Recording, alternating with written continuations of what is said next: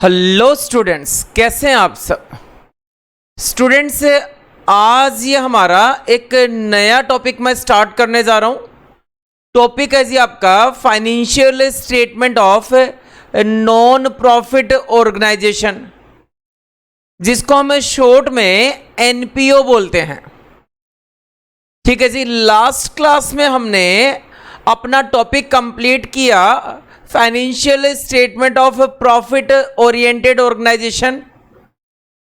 ठीक, जो हमने प्रॉफिट ओरिएंटेड ऑर्गेनाइजेशन पढ़ा था, उन कंसर्न का मेन मोटिव होता है प्रॉफिट को अर्न करना। तो वहां पे हमने बनाया था trading account, profit and loss account and balance sheet बनाई थी। आज की क्लास में स्टार्ट कर रहे हैं जी नॉन प्रॉफिट ऑर्गेनाइजेशन। तो देखेंगे अपनी स्क्रीन पे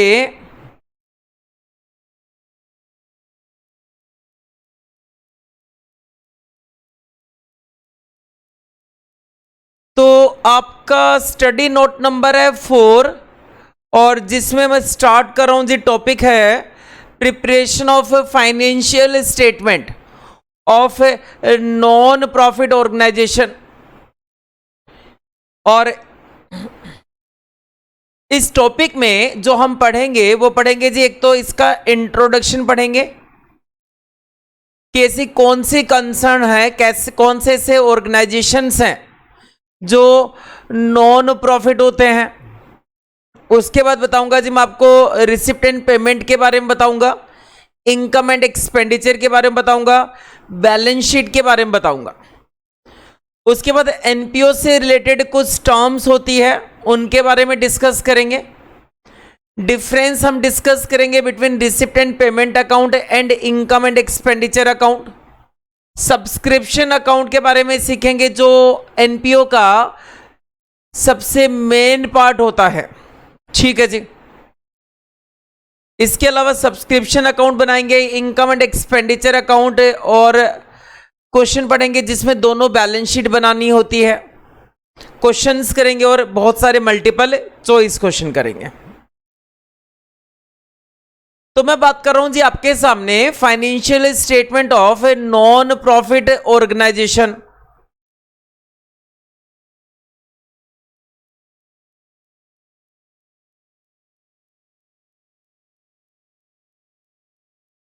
ठीक है जी, एनपीओ बोल सकते हैं। तो इसमें मैं नॉन प्रॉफिट ऑर्गेनाइजेशन के जो फाइनेंशियल स्टेटमेंट होते हैं उसमें क्या क्या बनाते हैं, तो उसमें बनाते हैं जी सबसे पहला अकाउंट बनाते हैं रिसिप्ट एंड पेमेंट अकाउंट, जो बिल्कुल आपका कैश बुक की तरह मेंटेन होता है। उसके बाद बनाते हैं जी इनकम एंड एक्सपेंडिचर अकाउंट बनाते हैं, जो आपका बिल्कुल प्रॉफिट एंड लॉस अकाउंट की तरह बनता है। और एक बनाते हैं जी बैलेंस शीट, जैसे ट्रेडिंग कंसर्न में जो बैलेंस शीट बनती थी सेम वैसे ही नॉन प्रॉफिट ऑर्गेनाइजेशन में हम बैलेंस शीट बनाएंगे।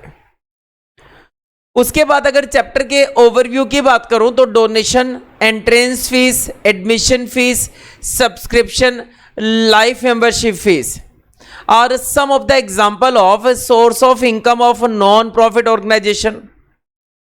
अब कुछ स्टूडेंट्स के मन में डाउट आता है कि जो ये सर नॉन प्रॉफिट ऑर्गेनाइजेशन है, फिर ये अपने खर्चे कैसे चलाते हैं, इनके पास इनकम का क्या सोर्स होता है। तो क्या सोर्स होता है जी इनकम का, जैसे डोनेशन हो गया, एंट्रेंस फीस हो गया, एडमिशन फीस हो गई, सब्सक्रिप्शन हो गया, लाइफ मेंबरशिप फीस हो गई। इसके अलावा बहुत सारे अदर सोर्स भी होते हैं। Are some of the source of income for the non profit organisation. These items have separate treatment, इन सबका अलग अलग ट्रीटमेंट होगा। तो यही तो क्या है जी, ये कुछ इंपॉर्टेंट टर्म्स है नॉन प्रॉफिट ऑर्गेनाइजेशन की। इसमें से कुछ हम कैपिटलाइज करेंगे, मतलब बैलेंस शीट में दिखाएंगे, और कुछ को हम रेवेन्यू कंसीडर करके चलेंगे। तो सबसे पहले देखेंगे अपनी स्क्रीन पे, मैं बता रहा हूं जी आपको, इंट्रोडक्शन पढ़ा रहा हूं।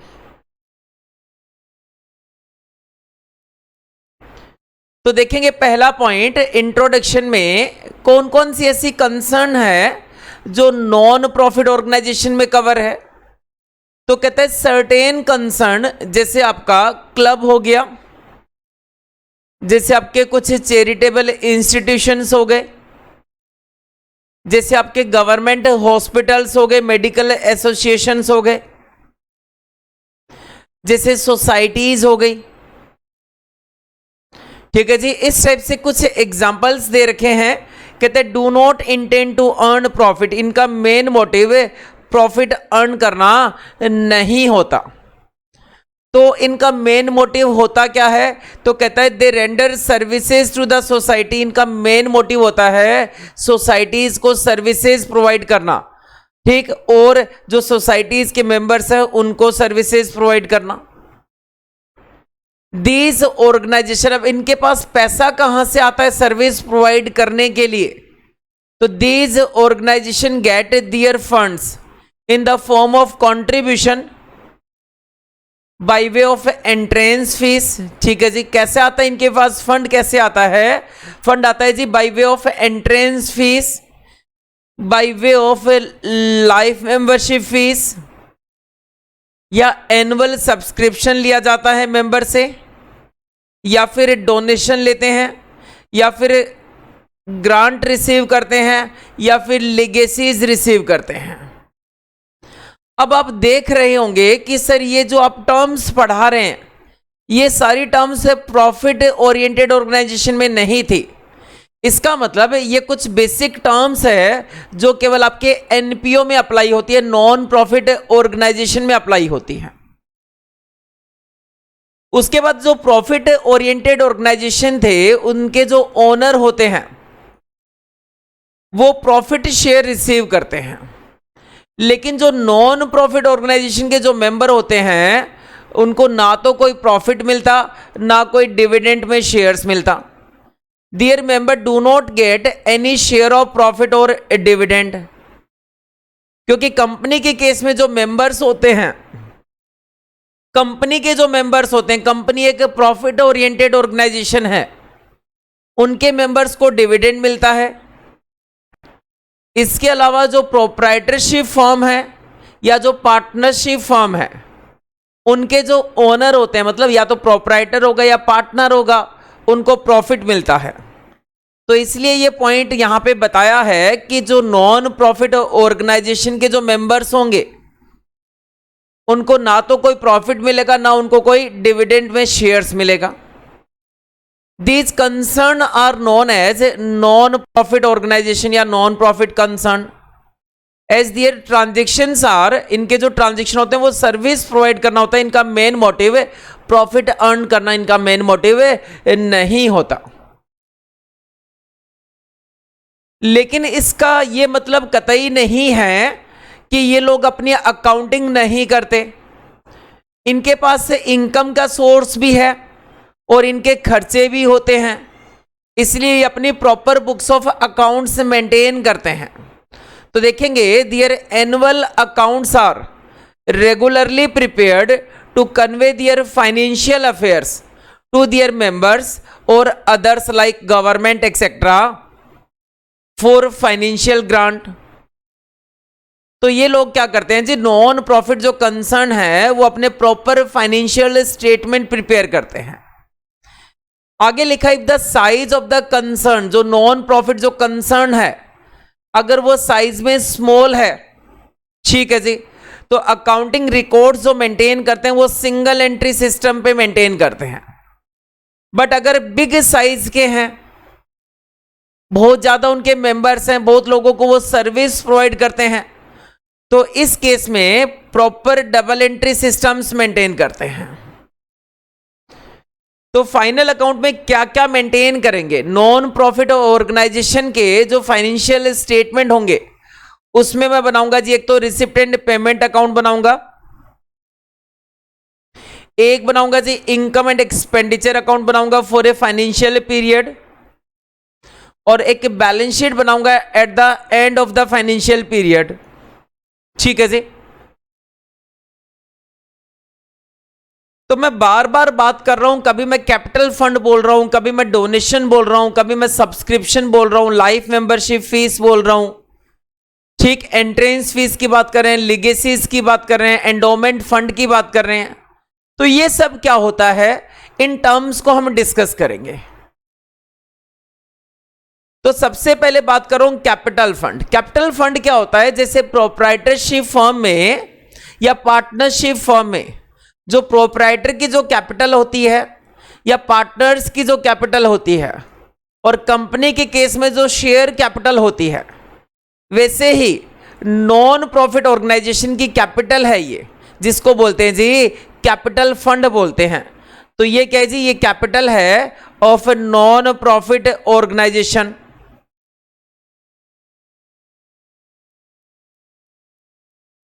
तो कैपिटल फंड के अगर अदर्स नेम की बात करें तो इसको जर्नल फंड भी बोलते हैं या इसको एक्यूमुलेटेड फंड भी बोला जाता है।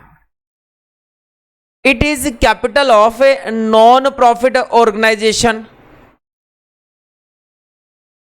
ठीक है जी, जैसे नॉर्मली अगर पार्टनरशिप फर्म या प्रोप्राइटरशिप फर्म मतलब प्रॉफिट ओरिएंटेड ऑर्गेनाइजेशन की बात करें तो कैपिटल क्या होता है, capital equal to asset minus liabilities, यही होता है। तो यहां पे भी सेम ही फॉर्मूला रहेगा। It may be found out as the excess of asset over liabilities. तो कहता है नॉन प्रॉफिट कंसर्न में भी कैपिटल का फॉर्मूला होता है जी असेट माइनस लायबिलिटीज। जैसे प्रॉफिट ओरिएंटेड ऑर्गेनाइजेशन में जो आपका प्रॉफिट एंड लॉस से जो नेट प्रॉफिट आता है वो कैपिटल में प्लस कर देते हैं, और अगर नेट लॉस आएगा तो कैपिटल में से माइनस कर देंगे। वैसे ही नॉन प्रॉफिट कंसर्न के केस में अगर आपका सरप्लस आता है, सरप्लस मींस हो गया जी अगर आपका प्रॉफिट आता है तो उसको कैपिटल में प्लस कर दूंगा, और अगर आपका डेफिसिट आता है, डेफिसिट का मतलब होता है जी अगर लॉस आता है तो उसको कैपिटल में से माइनस कर देंगे। तो लिखा हुआ है जी usually surplus or deficit during a period. तो सरप्लस होगा तो कैपिटल में ऐड कर देंगे, और अगर डेफिसिट आएगा तो कैपिटल में से माइनस कर देंगे। उसके बाद अ पोर्शन ऑफ कैपिटलाइज्ड इनकम। तो क्वेश्चन में बोलेगा कि डोनेशन का इतना परसेंट कैपिटलाइज कर दो, एंट्रेंस फीस का इतना परसेंट कैपिटलाइज कर दो। तो जो भी आपकी कैपिटलाइज्ड इनकम होगी जैसे डोनेशन एक्सेट्रा, वो भी कैपिटल में क्या कर देंगे जी प्लस कर देंगे, लेकिन तभी प्लस करेंगे जब लिखा होगा कि डोनेशन का इतना परसेंट कैपिटलाइज करना है। उसके बाद आगे देखेंगे जी स्पेशल फंड। अभी जो मैं आपको पढ़ा रहा था वो मैंने पढ़ाया कैपिटल फंड पढ़ाया, अब मैं आपको पढ़ा रहा हूं जी स्पेशल फंड।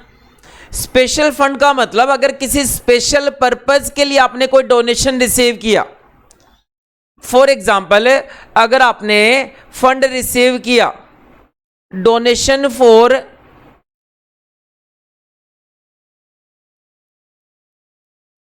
बिल्डिंग फंड, तो कहने का मतलब आपने स्पेशल पर्पज के लिए बिल्डिंग के लिए फंड रिसीव किया, तो बिल्डिंग से रिलेटेड जितने भी खर्चे होंगे वो सारे इसी फंड में प्लस करने हैं।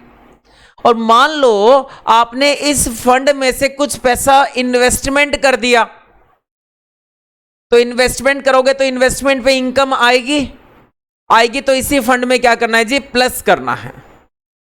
तो it may be created out of special donation. Special donation का मतलब एक अलग से नाम दे दिया कि डोनेशन फॉर बिल्डिंग फंड और आउट ऑफ स्पेशल सब्सक्रिप्शन और out of A portion of the surplus. ठीक है जी, अगर क्वेश्चन में ऐसे लिख दिया कि जो सरप्लस वास का 50% आपको बिल्डिंग फंड के लिए यूज करना है, ठीक, तो उसको हम बिल्डिंग फंड में यूज करेंगे। फॉर एग्जाम्पल अ क्लब में हैव ए बिल्डिंग फंड। अगर एक क्लब के पास बिल्डिंग फंड बना रखा है तो उस पैसे का यूज उसी पर्पज के लिए करना है जिस पर्पज के लिए वो फंड क्रिएट कर रखा है। It may be used for meeting some specific expenses or for acquiring an asset. तो जब भी बिल्डिंग से रिलेटेड कोई खर्चे होंगे या बिल्डिंग को खरीदने के जो खर्चे होंगे वो सारे बिल्डिंग फंड में से माइनस करने हैं. If any income is derived, जैसे मैंने आपको बताया उस बिल्डिंग फंड में से आपने कुछ पैसा मार्केट में इन्वेस्टमेंट कर दिया तो उससे आपने इनकम रिसीव की, तो जो इनकम आएगी वो उस फंड में प्लस कर देंगे. तो if any income is derived out of investment made against this fund, और इन्वेस्टमेंट आपने थोड़े टाइम के बाद बेच दिए प्रॉफिट पे, ठीक, और इफ एनी प्रॉफिट और लॉस, या फिर लॉस पे बेचे due to sale of such investment, तो सच इनकम और सच प्रॉफिट और such loss is transfer to this fund account. उसके बाद बात करूंगा जी डोनेशन के बारे में. तो पहली बात तो यही दोबारा से रिपीट करूंगा कि डोनेशन अगर किसी स्पेशल पर्पज के लिए रिसीव किया तो उस पर्पज के लिए डोनेशन को अप्लाई करना है. लेकिन क्वेश्चन में कहता है डोनेशन आपने रिसीव किया और कुछ भी मेंशन नहीं कर रखा, तो आप डोनेशन को हमेशा रेवेन्यू कंसीडर करके चलना. तो donation received for a particular purpose, मैं आपको बता चुका हूं जी, should be credited to special fund account. For example donation received for building fund should be credited to building fund account. इसको मैं एक्सप्लेन कर चुका हूं आपके सामने. For other types of donation, इसके अलावा कोई और अगर डोनेशन दे रखा है, ठीक, बाय लॉ और rule of the concern should be applied, तो उस केस में जो कंसर्न का, जो नॉन प्रॉफिट, जो कंसर्न जिसके आप अकाउंटिंग कर रहे हैं उसका रूल अप्लाई होगा. अगर क्वेश्चन में दे रखा है इस डोनेशन में से 50% कैपिटलाइज करना है, तो 50% तो मैं कैपिटल फंड में प्लस कर दूंगा और बाकी 50% मैं इनकम कंसीडर करूंगा. और अगर क्वेश्चन में कुछ भी मेंशन नहीं कर रखा तो 100% डोनेशन मैं इनकम कंसीडर करके चलूंगा. If there is no such rule, और जो डोनेशन जो आपने रिसीव किया वो अगर नॉन रिकरिंग नेचर का है, ठीक है जी, तो जो नॉन रिकरिंग नेचर के आइटम होते हैं वो तो क्या होते हैं जी, कैपिटलाइज्ड होते हैं, तो उसको मैं कैपिटल फंड में क्रेडिट कर दूंगा. और डोनेशन अगर रिसीव जो किया वो रिकरिंग नेचर का है तो उसको मैं इनकम एंड एक्सपेंडिचर अकाउंट में क्रेडिट कर दूंगा. लेकिन मैं फिर से बता दूं, अगर डोनेशन के बारे में कुछ भी नहीं बता रखा कि रिकरिंग नेचर है या नॉन रिकरिंग नेचर है, तो उसको मैं इनकम एंड एक्सपेंडिचर की क्रेडिट साइड में लिख दूंगा. ठीक है जी. ये अब तक मैं जो डोनेशन आपको समझा रहा था ये डोनेशन रिसीव्ड के बारे में बता रहा था. लेकिन क्वेश्चन में अगर आपको डोनेशन पेड दे रखा है तो उसका कोई भी स्पेशल ट्रीटमेंट नहीं है. डोनेशन पेड को हम हमेशा एक्सपेंडिचर साइड में ट्रांसफर कर देते हैं. Donation paid by the concern should be debited to income and expenditure account. ठीक है जी, क्लियर हो गया. आगे चलेंगे. आगे दे रखा है जी आपके सामने लेगेसीज दे रखा है. तो जब कोई डिसीज्ड पर्सन, वो पर्सन जिसकी डेथ हो चुकी है, वो अगर अपनी प्रॉपर्टी किसी ट्रस्ट के नाम में या किसी नॉन प्रॉफिट कंसर्न के नाम में करके चला गया तो उससे जो पैसा रिसीव हुआ उसको बोलते हैं जी लिगेसीज बोलते हैं. तो it is to be directly added with capital fund. क्यों? ये कैपिटलाइज्ड हो जाती है after deduction of tax. It is a kind of donation. ये डोनेशन है हमने जो रिसीव किया according to will made by a deceased person. तो कोई मिस्टर ए था, उसने अपनी विल में लिख रखा था कि 50% मेरा जो पैसा है, मेरी जो असेट है, उसका 50% इस ट्रस्ट के नाम में कर देना मेरी डेथ के बाद। तो उसकी डेथ के बाद अगर 50% पैसा उस ट्रस्ट के नाम में चला गया तो उस ट्रस्ट के लिए वो क्या हो गया जी, लीगेसीज हो गया। अगला पॉइंट है जी एंट्रेंस फीस और एडमिशन फीस। तो एंट्रेंस फीस के केस में भी जो रूल है या by the law of the concern should be applied, तो कंसर्न के जो रूल है वो अप्लाइड होंगे। आगे लिखा है अगर ऐसा कोई भी रूल क्वेश्चन में नहीं दे रखा और एडमिशन और एंट्रेंस फीस का अमाउंट जो ट्रस्ट है या जो क्लब है या जो ऑर्गेनाइजेशन है उसने वन टाइम रिसीव किया, ठीक है जी, तो एडमिशन और entrance fees paid once by member for acquiring membership, तो उसको कैपिटल फंड में प्लस कर देंगे। लेकिन अगर एंट्रेंस फीस, क्वेश्चन में कहता है एंट्रेंस फीस का अमाउंट केवल इस साल के लिए रिसीव किया, तो उसको इनकम एंड एक्सपेंडिचर की क्रेडिट साइड में ट्रांसफर कर देंगे। आगे कहता है if such fees are of small amount covering the expenses of admission only, the fees may be credited to income and expenditure account. अगला पॉइंट देखेंगे जी सब्सक्रिप्शन का, और सबसे इंपॉर्टेंट पॉइंट है सब्सक्रिप्शन। एक तो होता है जी आपका जर्नल सब्सक्रिप्शन,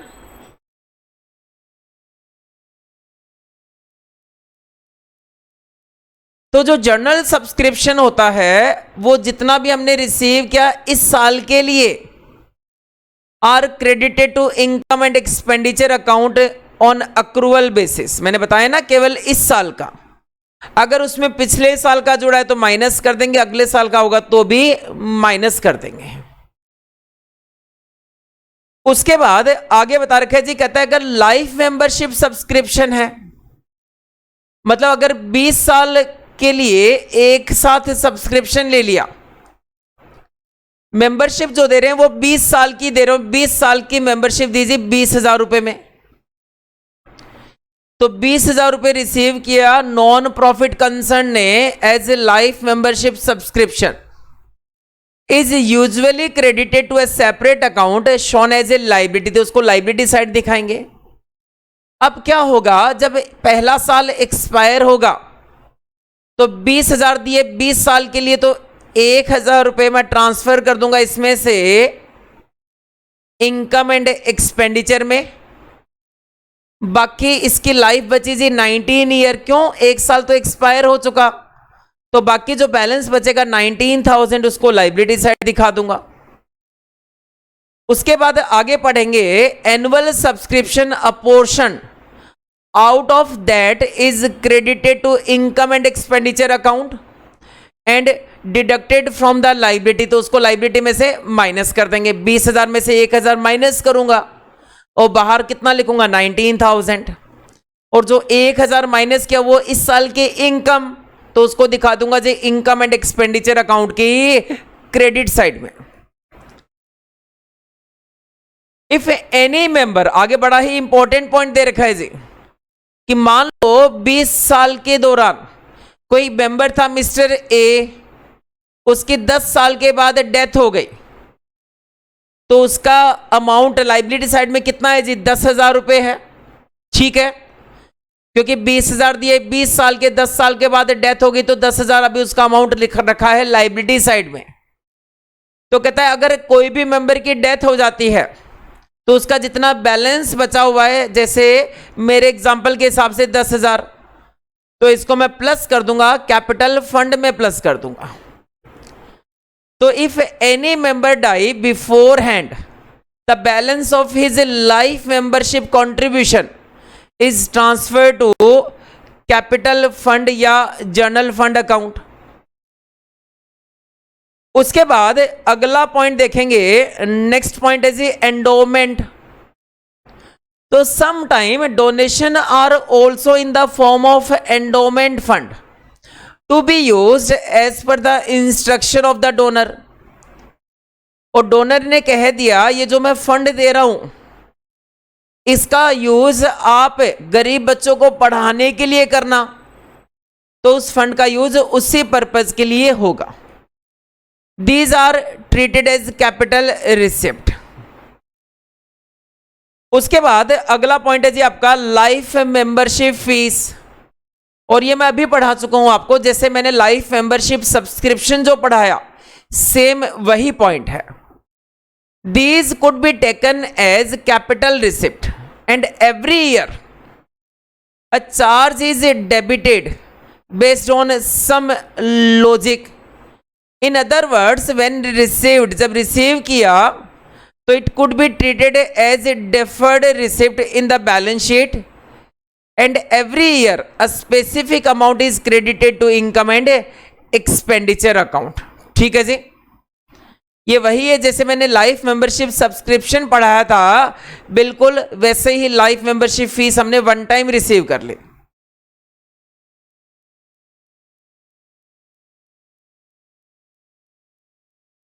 उसके बाद आगे चलेंगे।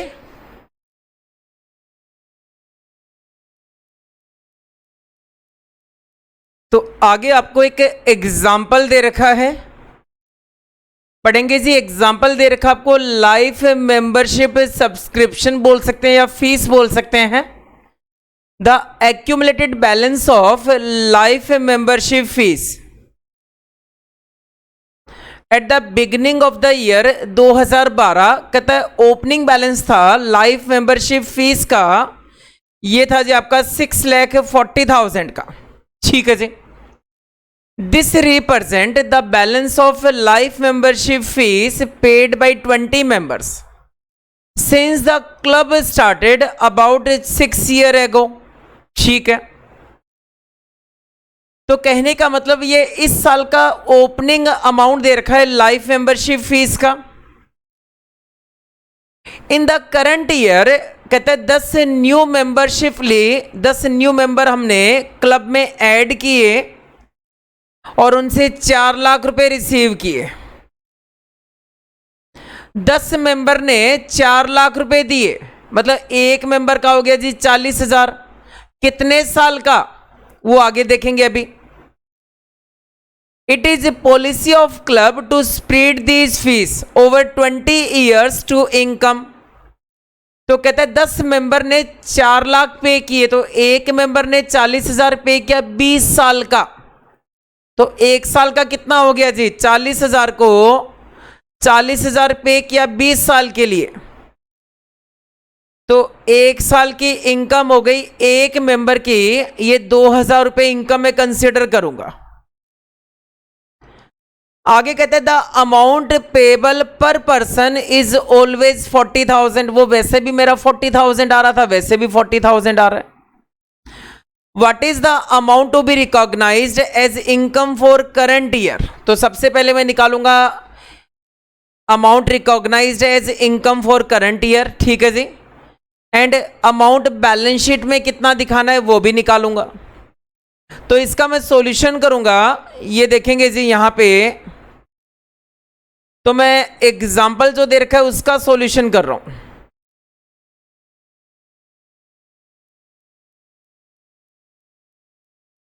और पहला पॉइंट मैं कैलकुलेट करूंगा amount to be recognised as income.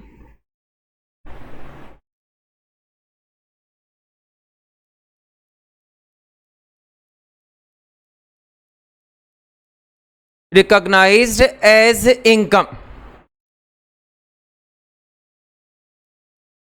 In current year, कि करंट ईयर में कितना अमाउंट मैं इनकम में रिकॉग्नाइज करूंगा। तो यहां पे मैं लिखूंगा जी total 10 new member added,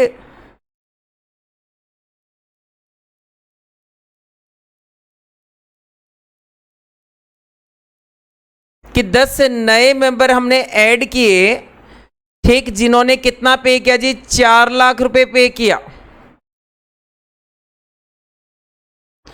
total 10 new member added for 20 years,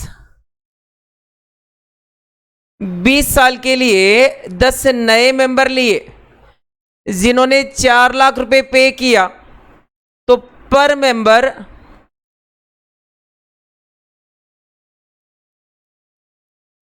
per year fees कितनी हो गई?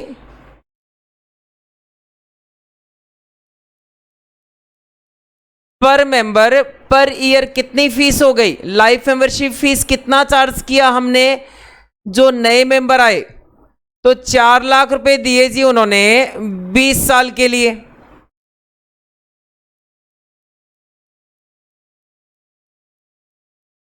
ठीक, तो 1 साल का अमाउंट आ जाएगा और मैंने इसको 10 से मल्टीप्लाई कर दिया क्योंकि 10 मेंबर ने पे किया, तो पर मेंबर पर ईयर फीस हो गई आपका, ये हो गया जी 2000 रुपए।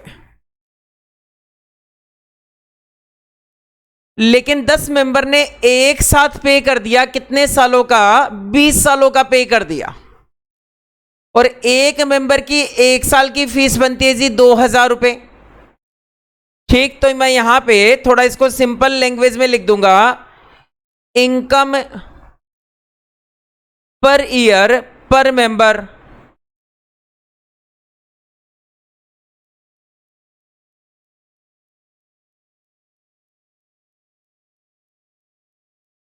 पर ईयर पर मेंबर इनकम कितनी हो गई जी? 2000 रुपए हो गए। तो कहता है टोटल कितनी इनकम इस साल इनकम एंड एक्सपेंडिचर में रिकॉग्नाइज करनी है। तो अब मेरे पास दो कैटेगरी बन गई जी। एक तो न्यू मेंबर से कितनी इनकम आई,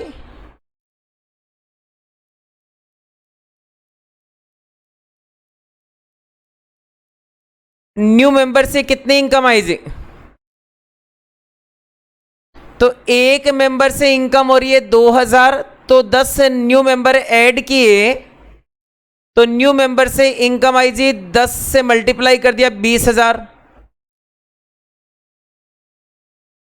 और जो ओल्ड मेंबर दे रखे हैं,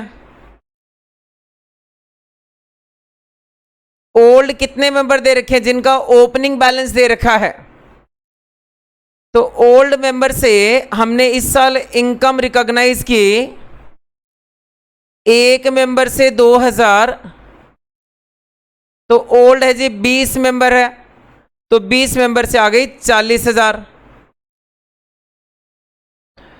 तो टोटल इनकम हमने रिकॉग्नाइज की कितना? 60,000 रुपए। ठीक है जी, total income recognised for current year.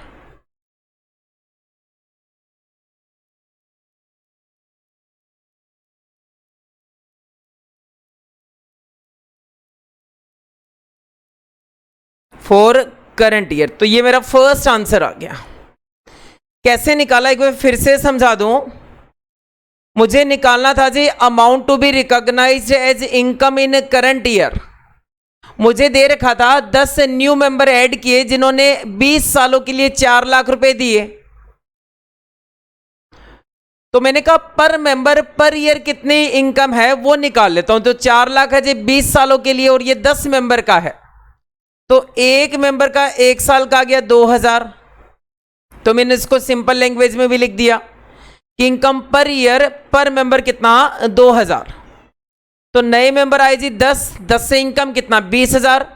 और ओल्ड मेंबर कितने से थी? 40, सॉरी ओल्ड मेंबर थे आपके 20, 20 इंटू 2000, ओल्ड मेंबर से इनकम आई 40,000। तो टोटल इनकम आ गई 60,000 रुपए। उसके बाद आपसे दूसरा जो क्वेश्चन पूछा गया है, कहता है what amount will be deferred through the balance sheet. तो मैं दूसरे क्वेश्चन का आंसर दूंगा, मैं लिखूंगा जी amount to be deferred in balance sheet.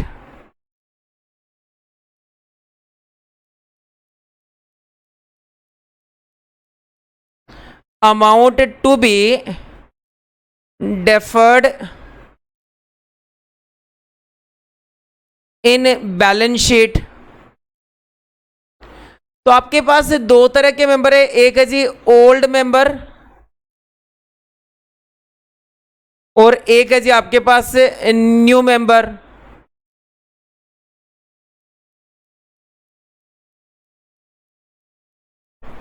तो ओल्ड मेंबर का तो आपको ओपनिंग बैलेंस दे रखा है, कहता है ओपनिंग बैलेंस में ओल्ड मेंबर का जो लाइफ मेंबरशिप फीस में जो अमाउंट रखा हुआ था, ओपनिंग था जी 6,40,000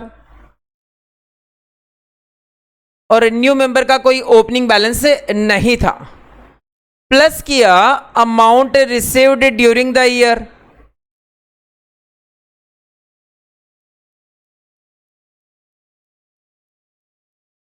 ड्यूरिंग द ईयर आपने न्यू मेंबर से अमाउंट रिसीव किया, ये रिसीव किया जी 4 लाख रुपए। इसमें से मैं माइनस करूंगा इनकम टू बी रिकॉग्नाइज्ड,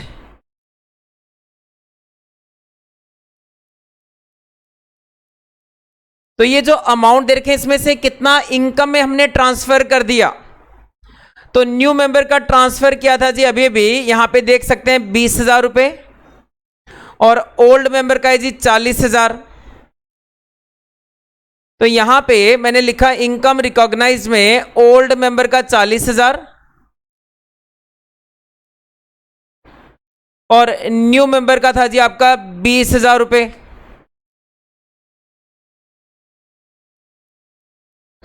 तो जो बैलेंस बच गया उसको ले जाएंगे जी बैलेंस शीट में, तो मैंने लिखा balance carried to balance sheet.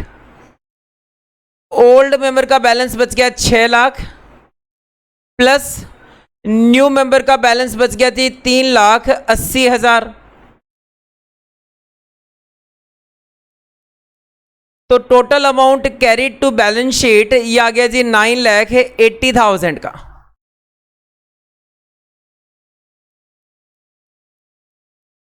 तो जो दोनों क्वेश्चन थे कि इनकम में कितना रिकॉग्नाइज करना है दैट इज 60,000 और balance carried to balance sheet कितना 9,80,000। ये पहला एग्जाम्पल मैंने आपके सामने सोल्व किया।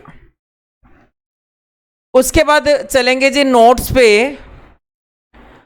अब हम पढ़ना स्टार्ट करेंगे financial statement of non profit concern. तो उसमें सबसे पहला है आपका रिसिप्ट एंड पेमेंट अकाउंट। तो जो आपका रिसिप्ट एंड पेमेंट अकाउंट है वो बिल्कुल आपका कैश बुक की तरह बनता है, ठीक। This is similar to cash book.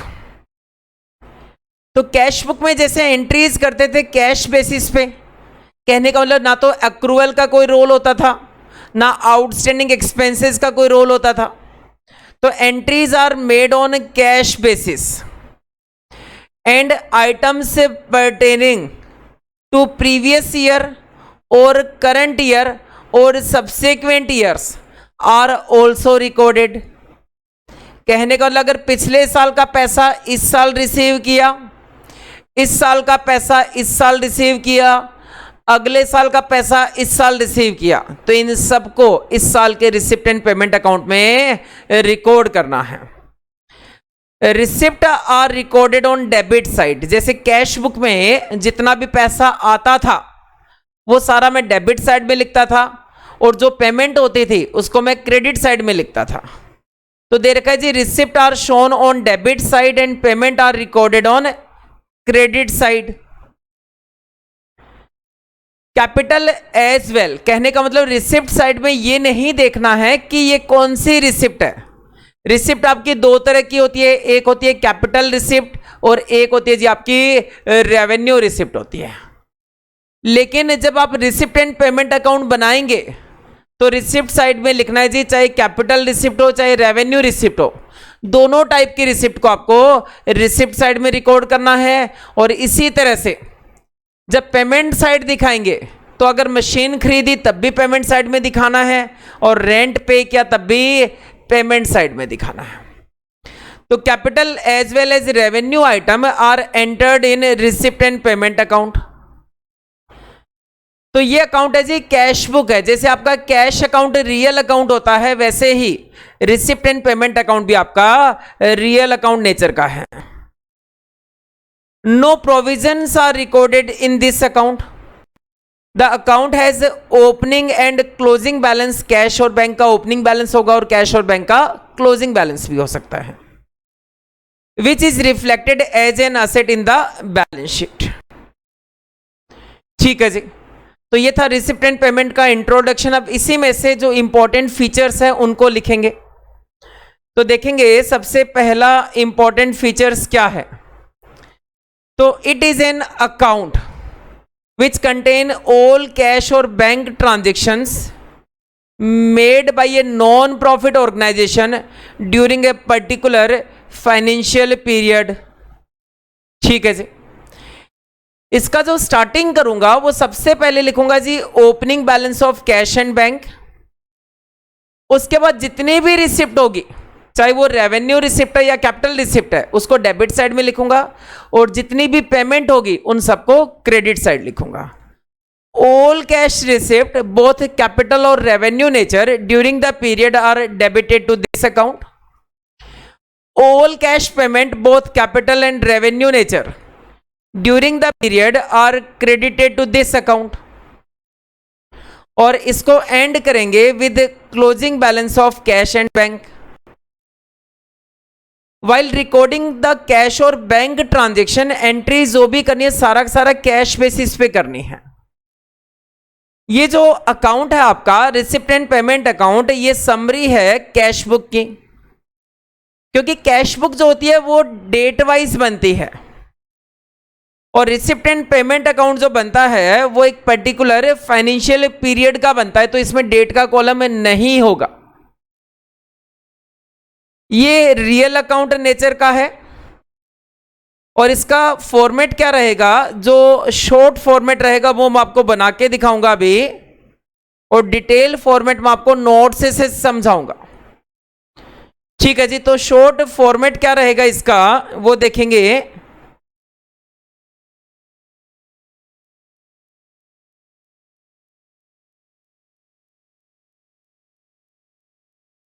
तो मैं यहां पे बना रहा हूं जी format of receipt and payment account.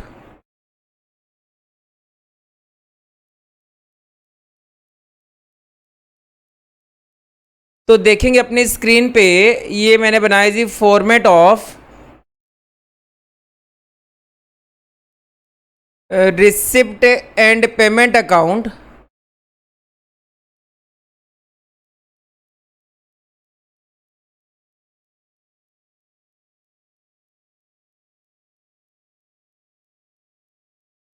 ठीक है जी, फॉर द ईयर एंडेड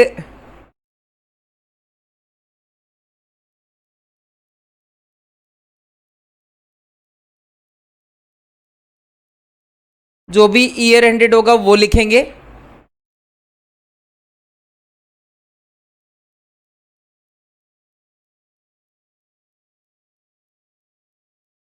उसके बाद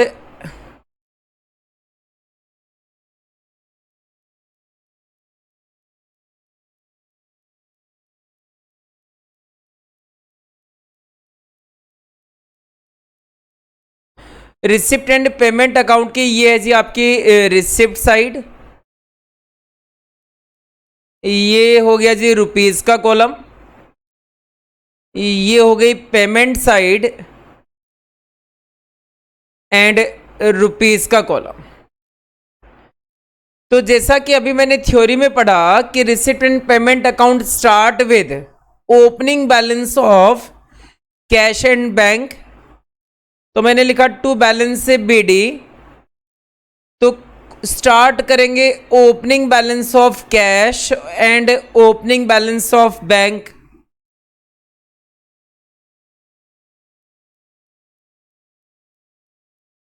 उसके बाद रिसिप्ट एंड पेमेंट अकाउंट की रिसिप्ट साइड में मैं लिखूंगा जी जितनी भी कैश और बैंक की रिसिप्ट है, तो मैं लिखूंगा जी टू ऑल रिसिप्ट्स, जितना भी आपने कैश में रिसिप्ट किया है। ठीक है जी, चाहे वो रिसिप्ट वेदर कैपिटल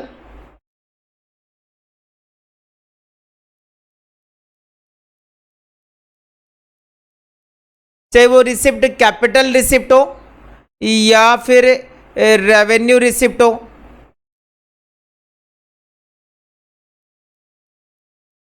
ठीक है जी, या फिर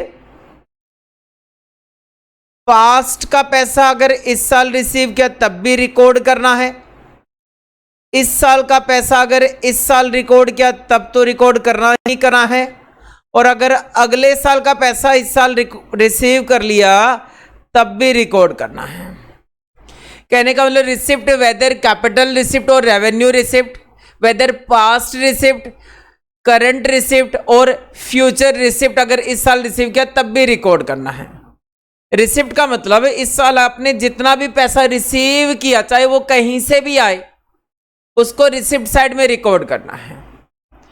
उसके बाद मैंने यहां पे लिखा जी पेमेंट साइड में बाय ऑल कैश पेमेंट, जितना भी आपने पेमेंट कर दिया,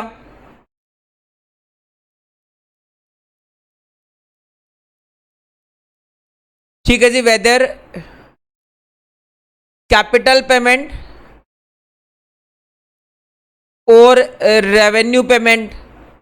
कैपिटल पेमेंट का मतलब होता है अगर आपने मशीन खरीदी तो ये आपकी कैपिटल पेमेंट है, और अगर आपने रेंट या सैलरीज या प्रिंटिंग एंड स्टेशनरी का पैसा पे किया तो ये आपका रेवेन्यू पेमेंट है। ठीक, अगर पिछले साल का पैसा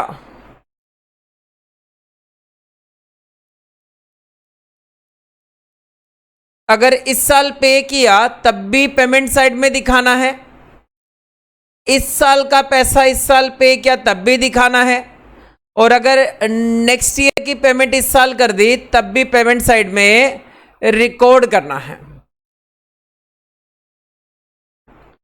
उसके बाद हमने पॉइंट पढ़ा था कि this account close by closing balance of cash and bank, तो मैंने लिखूंगा जी बाय बैलेंस सीडी। तो यहां पे कैश और बैंक का क्लोजिंग बैलेंस लिखूंगा, तो बैंक का ओवरड्राफ्ट बैलेंस भी आ सकता है, ठीक है जी। तो ये मैंने एक आपको शॉर्ट फॉर्मेट समझाया है रिसिप्ट एंड पेमेंट अकाउंट का।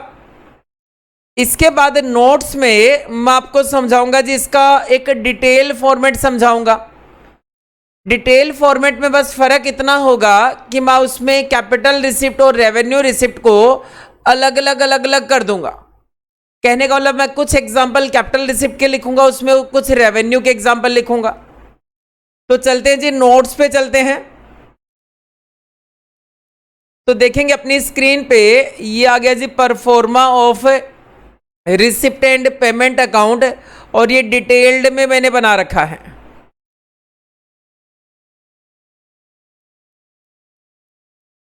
डिफरेंस कुछ भी नहीं है, बस कैपिटल और रेवेन्यू रिसिप्ट के मैंने इस फॉर्मेट में एग्जाम्पल से दे दिए। तो रिसिप्ट साइड में मैंने लिखना है जी मुझे starting with opening balance of cash in hand और कैश एट बैंक, और रिसिप्ट साइड में जो रिसिप्ट आएगी वो कैपिटल और रेवेन्यू रिसिप्ट हो सकती है, पास्ट हो सकता है, प्रेजेंट हो सकता है, और फ्यूचर की रिसिप्ट हो सकती है। अब बात करते हैं जी कैपिटल रिसिप्ट कौन कौन सी हो सकती है। तो लिगेसीज हो सकता है, फर्नीचर बेच के जो पैसा आएगा, इक्विपमेंट बेच के जो पैसा आया। इसके बाद अगर डोनेशन रिसीव किया for some specific purpose, for example for building, for prize fund etcetera. उसके अलावा जब आपने मेंबरशिप फीस रिसीव की, या इन्वेस्टमेंट बेच के पैसा आया, या एंडोमेंट फंड रिसिप्ट किया, या गवर्नमेंट ग्रांट रिसीव की, या रिसिप्ट किया फॉर सम स्पेशल फंड, ठीक है जी, इंटरेस्ट रिसीव किया ऑन सम स्पेसिफिक फंड, और एंट्रेंस फीस अगर कैपिटलाइज करनी है।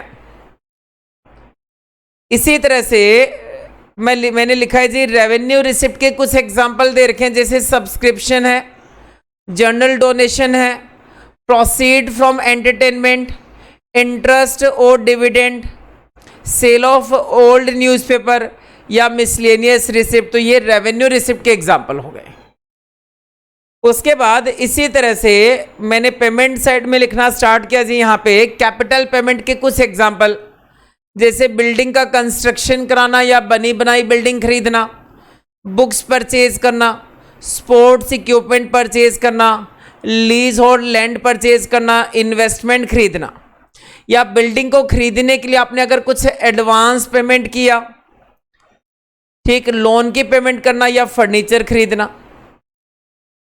उसके बाद कुछ रेवेन्यू पेमेंट के एग्जांपल है, जैसे प्राइस पेड किया, एंटरटेनमेंट का खर्चा, प्रिंटिंग एंड स्टेशनरी, न्यूज़पेपर का खर्चा, repair, postage, honorarium, insurance, rent, salaries, advertisement, audit fees. ठीक है जी। इसके अलावा जैसे tennis ball, telephone and electric charges, ये गार्डनिंग के जो खर्चे हैं, बार की जो परचेज किया, बार के expenses, upkeep of lawn, municipal taxes, charity. ठीक है जी। ये कुछ रेवेन्यू एक्सपेंडिचर के, रेवेन्यू पेमेंट के एग्जाम्पल हैं। तो ये अकाउंट क्लोज हो जाएगा जी closing balance of cash and bank से। तो ये मैंने आपके सामने फॉर्मेट समझाया जी रिसिप्ट एंड पेमेंट अकाउंट का, एक डिटेल फॉर्मेट समझा दिया। अब मैं आपके सामने रिसिप्ट एंड पेमेंट अकाउंट के कुछ क्वेश्चन सोल्व करूंगा। तो देखेंगे अपनी स्क्रीन पे प्रॉब्लम नंबर 1, और प्रॉब्लम नंबर 1 में आपको दे रखा है फ्रॉम द फॉलोइंग पर्टिकुलर्स, आपको बनाना है जी एक रिसिप्ट एंड पेमेंट अकाउंट बनाना है। और अभी अभी हमने फॉर्मेट भी समझ लिया है। तो ये जो इंफॉर्मेशन दे रखी है इसके बेसिस पे मैं बनाऊंगा जी एक रिसिप्ट एंड पेमेंट अकाउंट।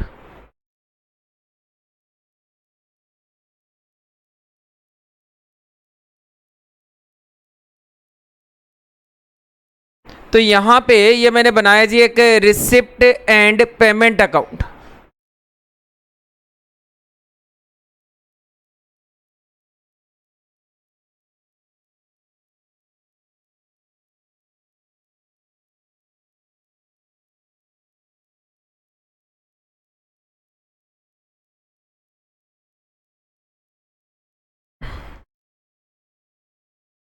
तो रिसिप्ट एंड पेमेंट अकाउंट का पहले बनाएंगे जी फॉर्मेट बना के,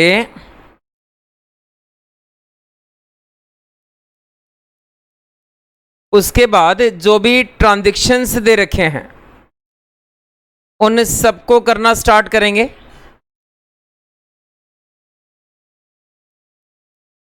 तो ये हो गई जी रिसिप्ट साइड, रुपीस का कॉलम, ये हो गई जी आपकी पेमेंट साइड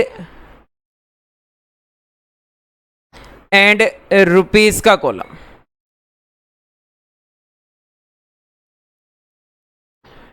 तो क्वेश्चन में देखेंगे सबसे पहले क्वेश्चन में कहता है कैश इन हैंड और कैश एट बैंक का बैलेंस दे रखा है।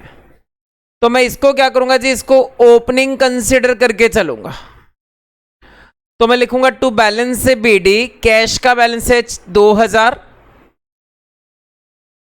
तो ये लिखा मैंने टू बैलेंस बीडी, कैश में मैंने लिखा जी 2000 रुपीज, और आपको बैंक का बैलेंस दे रखा है 6000 रुपीज।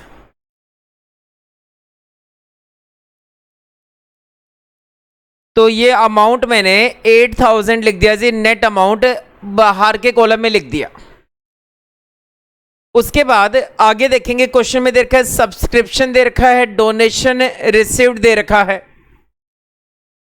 ठीक है जी। और लोकल रेंट रिसीव्ड भी दे रखा है। तो मैंने लिखा यहां पे रिसिप्ट साइड में ये लिखा जी मैंने to subscription,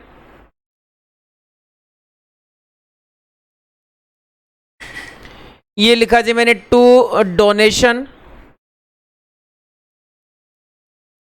and to local rent received.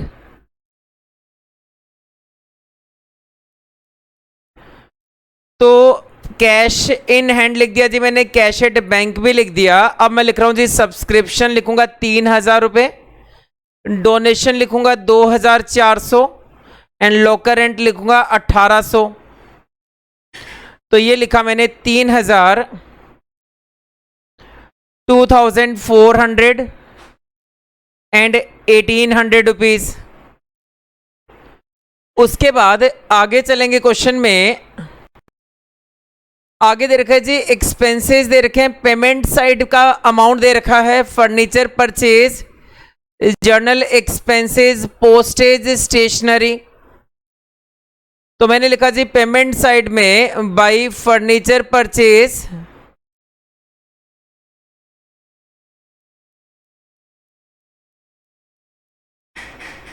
उसके बाद ये लिखा जी मैंने पोस्टेज।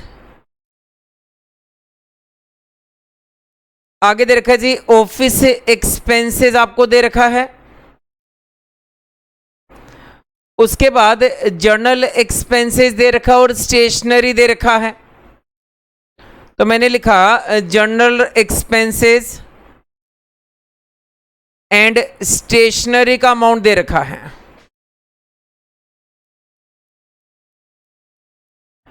तो फर्नीचर का अमाउंट है जी 1,600 रुपीज और जर्नल एक्सपेंसेस का अमाउंट है 1,000।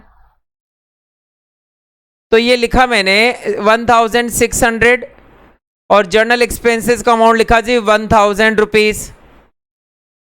उसके बाद पोस्टेज है 400, स्टेशनरी है जी 600 और ऑफिस एक्सपेंसेस है 800 रुपीज। तो ये लिखा मैंने 400, 600, सॉरी स्टेशनरी है आपका 600 रुपीज और ऑफिस एक्सपेंसेस का अमाउंट है जी 800 रुपीज। ठीक है जी। उसके बाद देखेंगे क्वेश्चन में सारे अमाउंट हमें ट्रांसफर कर चुके हैं। अब मुझे लिखना है जी क्लोजिंग बैलेंस लिखना है कैश का। तो ये लिखा मैंने बाई बैलेंस सीडी और कैश का क्लोजिंग बैलेंस मुझे दे रखा है 7,000 रुपीज। तो मैं यहां पे टोटल करूंगा डेबिट साइड का।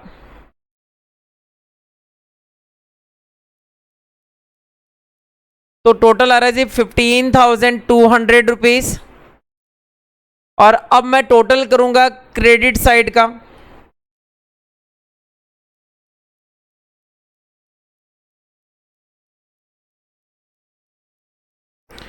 तो क्रेडिट साइड का आपका टोटल किया जब मैंने, तो यह है जी 11,400। इसका मतलब है जो बैंक का बैलेंस है, कैश का बैलेंस आपको दे रखा है 7,000 रुपये है और बैंक का बैलेंस आपका आ जाएगा जी, बैलेंसिंग फिगर आ जाएगा 15,200 में से जो पेमेंट है वो मैंने माइनस कर दिया और कैश का बैलेंस भी माइनस कर दिया। तो ये अमाउंट आ गया जी आपका 3,800 का, ये आपका बैंक का बैलेंस आ गया। तो टोटल आ गया जी 10,800 कैश और बैंक का बैलेंस और पेमेंट साइड का टोटल कर देंगे जी 15,200 रुपए। तो ये मैंने आपकी स्क्रीन पे सॉल्यूशन किया। प्रॉब्लम नंबर है जी आपका प्रॉब्लम नंबर 1 का सॉल्यूशन किया।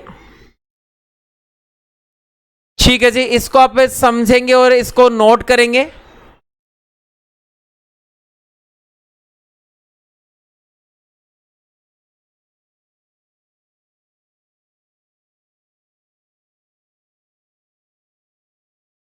उसके बाद चलेंगे जी नेक्स्ट क्वेश्चन पे।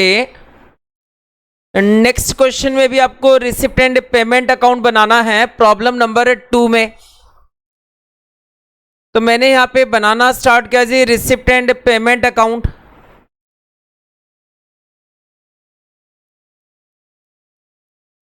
तो ये बनाया मैंने स्क्रीन पे रिसिप्ट्स एंड पेमेंट अकाउंट।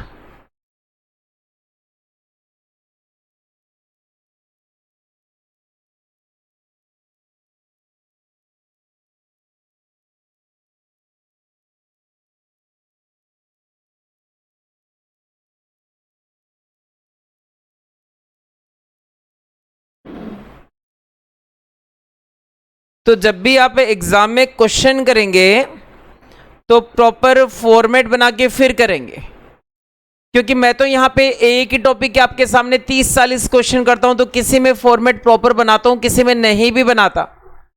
लेकिन जब आप एग्जाम में करेंगे तो एग्जाम में तो उस टॉपिक का एक ही क्वेश्चन होगा ना, तो आपको पूरा फॉर्मेट बना के फिर क्वेश्चन करना है। तो ये हो गई जी रिसिप्ट साइड, ये अमाउंट का कॉलम, ये हो गई जी पेमेंट साइड, और ये हो गया अमाउंट का कॉलम। और ये मैं सॉल्यूशन कर रहा हूं जी आपके सामने प्रॉब्लम नंबर 2 का। और प्रॉब्लम नंबर 2 में आपका स्टार्टिंग कर रखा है जी opening balance of cash and opening balance of bank. तो ये लिखा मैंने यहां पे टू बैलेंस से बीडी,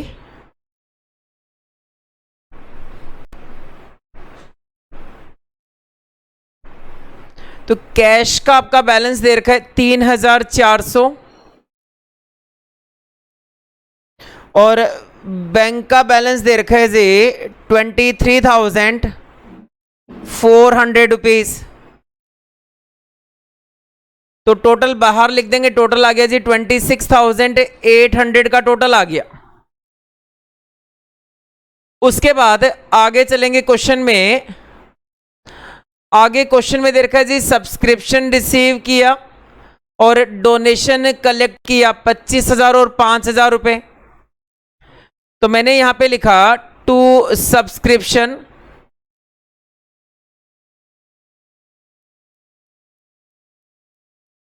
सब्सक्रिप्शन रिसीव किया 25,000 एंड डोनेशन कलेक्ट किया, तो ये भी आपकी रिसिप्ट हो गई। तो डोनेशन का अमाउंट दे रखा है जी आपको 5,000 रुपीज दे रखा है। उसके बाद क्वेश्चन में आगे दे रखा है जी सैलरीज पेड, रेंट पेड और टूर्नामेंट एक्सपेंसेस। तो मैंने यहां पे पेमेंट साइड में लिखा बाई सैलरीज पेड,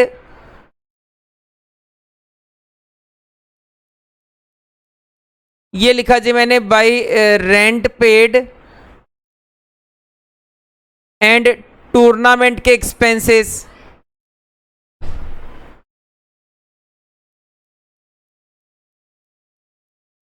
तो क्वेश्चन में आपको सैलरीज पेड दे रखा है 6,000, रेंट पेड है जी 1,000 और टूर्नामेंट के खर्चे हैं 1,000।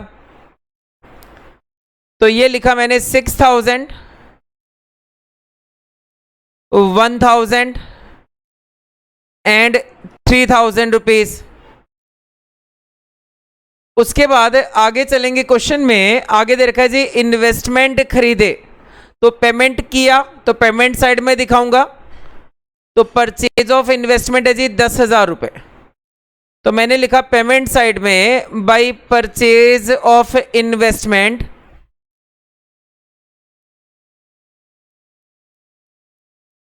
और इसका अमाउंट है जी 10,000 रुपीज। उसके बाद क्वेश्चन में दे रखा है इंटरेस्ट रिसीव्ड दे रखा है, तो मैंने लिखा रिसिप्ट साइड में टू इंटरेस्ट रिसीव्ड और इसका अमाउंट है जी आपका 600 रुपीज।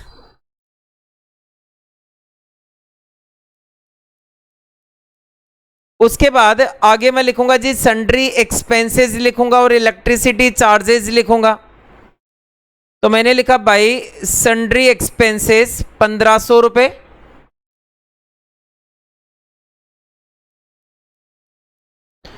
उसके बाद ये लिखा जी मैंने भाई इलेक्ट्रिसिटी चार्जेस 500 रुपए। और यहां पे मैं लिखूंगा जी closing balance by balance C D. तो मैंने लिख दिया सन्ड्री एक्सपेंसेस का 1,500 और इलेक्ट्रिसिटी चार्जेस का 500 रुपए। उसके बाद क्लोजिंग में कैश का बैलेंस दे रखा आपको 700 रुपीज। तो ये लिखा मैंने by balance CD cash, cash है जी आपका 700 रुपए।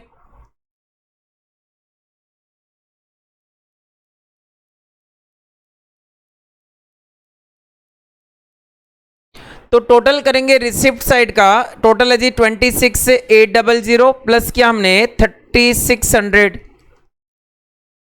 तो टोटल आया जी रिसिप्ट साइड का, टोटल रिसिप्ट है 57,400 rupees including opening balance of cash and bank. तो इसमें से माइनस करूंगा क्रेडिट साइड,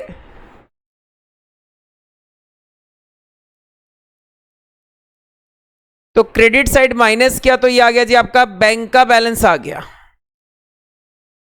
कितना आ गया आपका, फिर से एक बार टोटल कर लेता हूं,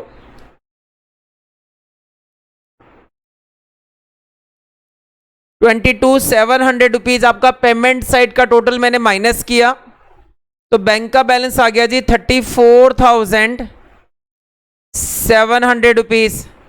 तो ये जो बैंक का बैलेंस है ये बैलेंसिंग फिगर आया है।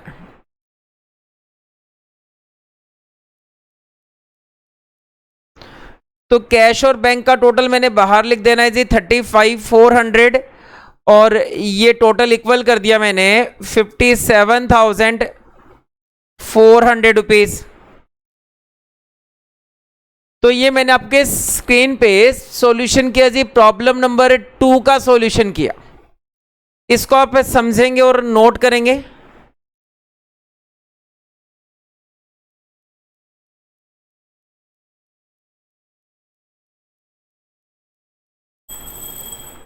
इसके बाद क्वेश्चन में आगे चलेंगे।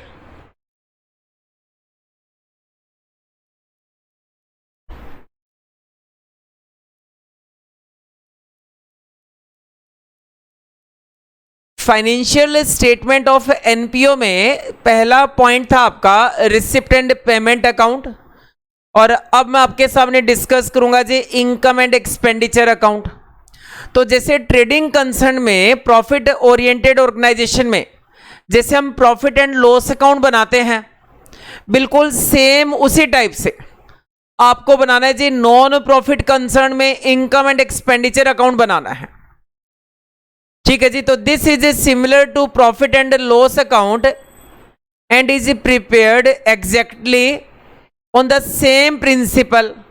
जैसे प्रॉफिट एंड लॉस हम बनाते थे अक्रूवल बेसिस पे बनाते थे, सेम उसी टाइप से अपने को मेंटेन करना है जी इनकम एंड एक्सपेंडिचर अकाउंट बनाना है। As the name suggest only revenue item are recorded in income and expenditure account. तो इनकम एंड एक्सपेंडिचर में केवल रेवेन्यू रिसिप्ट्स दिखानी है, कहने वाला इस साल की जो रेवेन्यू होगी, जो इनकम होगी उसको रिकॉर्ड करना है, और इस साल के जो एक्सपेंडिचर होंगे उनको रिकॉर्ड करना है। Incomes are recorded on credit side. ठीक है जी, अभी मैं फॉर्मेट भी आपके सामने डिस्कस करूंगा। While the expenses are recorded on debit side. Both income और एक्सपेंसेस जो होंगे उनको अक्रूवल बेसिस पे रिकॉर्ड करना है। कहने का मतलब account, this account should reflect only item that are pertaining to current period only. केवल जो करंट ईयर से रिलेटेड जो रेवेन्यू आइटम है उन्हीं को इस अकाउंट में रिकॉर्ड करना है। कहने का मतलब अगर कोई आइटम जो पिछले साल से रिलेटेड है या फिर कोई आइटम जो अगले साल से रिलेटेड है उनको एक्सक्लूड कर देना है। प्रीवियस ईयर और subsequent year item are excluded, और this account show either surplus or deficit. कहने का मतलब इनकम अगर ज्यादा है और एक्सपेंडिचर कम है तो आपका आ जाएगा जी सरप्लस, और अगर एक्सपेंडिचर ज्यादा है और इनकम कम है तो आपका आ जाएगा जी डेफिसिट आ जाएगा। तो excess of income over expenditure is called surplus, and excess of expenditure over income मतलब खर्चे ज्यादा हैं और इनकम कम है तो आपका लॉस आ जाएगा। लॉस को क्या बोलते हैं यहाँ पे डेफिसिट बोलते हैं। तो जो अभी अपने इनकम एंड एक्सपेंडिचर में पढ़ा उसके बेसिस पे अगर हम इसके फीचर्स की बात करें तो पहला फीचर है जी ये आपका एक नॉमिनल अकाउंट है। जैसे आपका ट्रेडिंग अकाउंट नॉमिनल अकाउंट है, प्रॉफिट एंड लॉस अकाउंट भी नॉमिनल अकाउंट है, उसी तरह से आपका इनकम एंड एक्सपेंडिचर अकाउंट भी आपका नॉमिनल अकाउंट है। All expenses of revenue nature for the particular period. ठीक है जी, ड्यूरिंग द ईयर नहीं, all expenses of revenue nature for the particular period are debited to this account on accrual basis. इसी तरह से all revenue income related to particular से period are credited to this account on accrual basis. ठीक है जी, कहने का मतलब income को भी अक्रूवल बेसिस पे रिकॉर्ड करना और एक्सपेंसेस को भी अक्रूवल बेसिस पे रिकॉर्ड करना है। जो भी कैपिटल इनकम होगी या जो कैपिटल एक्सपेंडिचर होंगे उनको इस अकाउंट में रिकॉर्ड नहीं किया जाता। ओनली करंट ईयर इनकम और करंट ईयर के जो एक्सपेंसेस होंगे उसी को रिकॉर्ड करना है। अगर अमाउंट प्रीवियस ईयर से रिलेटेड है या amount as a next year से रिलेटेड, उन दोनों को हटा देना है और करंट ईयर के अमाउंट को कंसिडर करके चलना है। Amount related to other periods are deducted. और अगर करंट ईयर का अमाउंट था जो आउटस्टैंडिंग है तो उसको क्या कर देंगे, जो उसको इस अकाउंट में प्लस करके दिखाएंगे, जैसे प्रॉफिट एंड लॉस में प्लस करते थे। उसके बाद अगर किसी असेट को हमने सेल किया और उसको सेल करने से प्रॉफिट हुआ तो प्रॉफिट होगा तो इनकम साइड दिखा देंगे, और अगर लॉस हुआ तो एक्सपेंसेस साइड में दिखा देंगे। Profit on a sale of asset is credited to this account, कहने का मतलब इनकम साइड में दिखाएंगे, and loss on sale of asset is debited to this account. जो डेप्रिसिएशन का अमाउंट है वो तो एक्सपेंसेस है, तो उसको कहां दिखाएंगे जी, एक्सपेंडिचर साइड में दिखा देंगे। आगे कहता है सब कुछ ट्रांसफर करने के बाद अगर आपका इनकम ज्यादा है और एक्सपेंडिचर कम है तो ये हो गया जी सरप्लस। सरप्लस अगर होता है तो उसको कैपिटल फंड में प्लस कर देंगे। कैपिटल फंड का दूसरा नाम होता है जी जर्नल फंड भी होता है। बैलेंस शीट में कैपिटल फंड में सरप्लस को ऐड कर देंगे। और अगर एक्सपेंडिचर ज्यादा है और इनकम कम है तो ये हो जाएगा जी आपका डेफिसिट, और डेफिसिट को कैपिटल फंड में से माइनस कर देंगे। अगर इसके शॉर्ट फॉर्मेट की बात करें इनकम एंड एक्सपेंडिचर का, तो शॉर्ट फॉर्मेट देखेंगे अपनी स्क्रीन पे, तो इनकम साइड में लिखेंगे ओनली रेवेन्यू रिसिप्ट, और वो भी only related to current period, और एक्सपेंडिचर साइड में लिखेंगे ओनली रेवेन्यू एक्सपेंसेस, और वो भी रिलेटेड होने चाहिए करंट पीरियड से। अगर इनकम साइड ज्यादा है और एक्सपेंडिचर कम है तो आपका सरप्लस आ जाएगा, और अगर एक्सपेंडिचर ज्यादा है और इनकम कम है तो आपका डेफिसिट आ जाएगा। तो ये था जी आपका शॉर्ट फॉर्मेट था इनकम एंड एक्सपेंडिचर अकाउंट का, और अब मैं आपके सामने डिस्कस करूंगा इसका डिटेल फॉर्मेट डिस्कस करूंगा।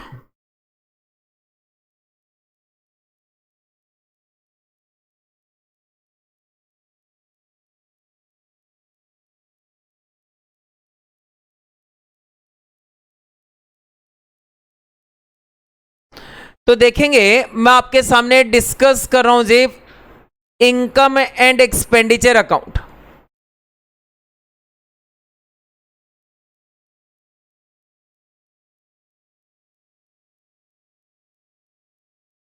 Income and expenditure account.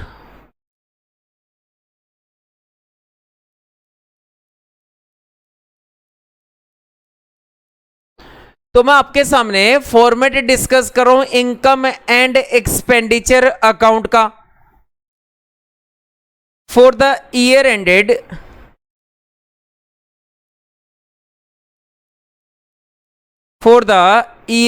Ended जो भी ईयर एंडेड होगा वो लिख देंगे इसमें,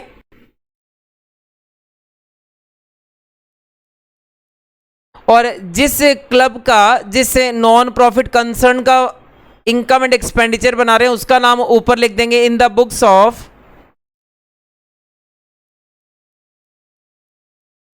ठीक है जी, तो कैसे बनेगा ये देखेंगे अपनी स्क्रीन पे।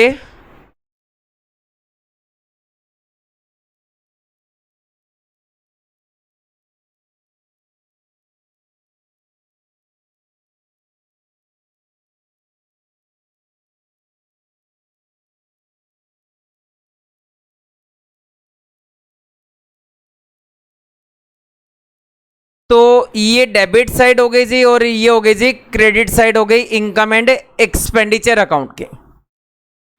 तो इस साइड में लिखूंगा इनकम लिखूंगा, ये हो गया जी रुपीस का कॉलम। इस साइड मैं लिखूंगा एक्सपेंडिचर,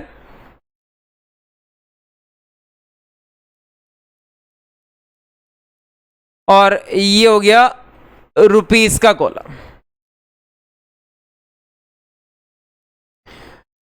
तो सबसे पहले मैं लिखूंगा जी इनकम साइड में, अब इनकम का नाम कुछ भी हो सकता है, तो मैं लिखूंगा जी बाई इनकम अकाउंट।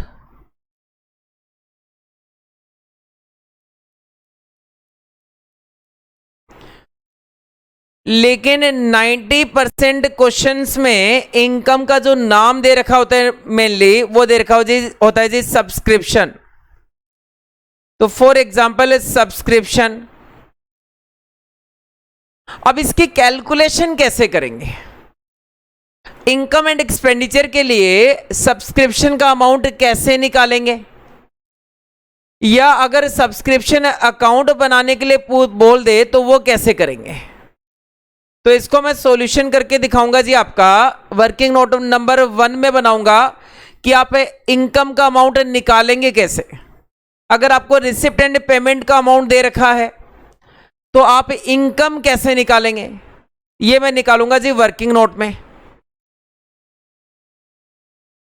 ठीक है जी।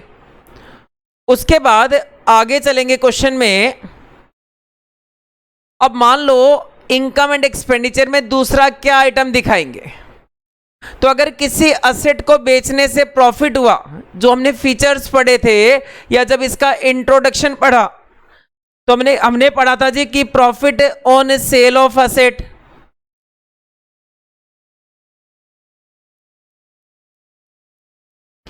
जब किसी असेट को बेचने से प्रॉफिट होगा तो उसको दिखाएंगे जी इनकम साइड में दिखाएंगे। और प्रॉफिट कब होगा? जब सेल वैल्यू ज्यादा होगी।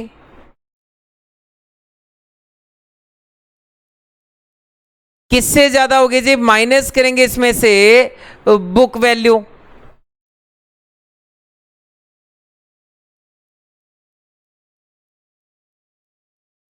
तो प्रॉफिट हो जाएगा और प्रॉफिट को मैं दिखाऊंगा जी इनकम साइड में। उसके बाद आगे चलेंगे इसमें। अब होता क्या है, जो ये क्लब वगैरह हैं जो नॉन प्रॉफिट कंसर्न है, ये कुछ स्पेशल एक्टिविटीज कराती रहती हैं अपने मेंबर्स के लिए। जैसे मान लो कोई चैरिटी शो करवा दिया, आप देखते भी होंगे कई बार फंड इकट्ठा करने के लिए जो नॉन प्रॉफिट कंसर्न है वो सेलिब्रिटीज के बीच में, जो मूवी के जो हीरो होते हैं सलमान खान, शाहरुख खान, इनका और क्रिकेटर के बीच में क्रिकेट मैच करवा देते हैं, है ना। तो उससे जो पैसा कलेक्ट होता है, अगर उसमें कलेक्शन ज्यादा है और खर्चे कम है तो उसको दिखाएंगे जी इनकम साइड में। जैसे बाय नेट कलेक्शन फ्रॉम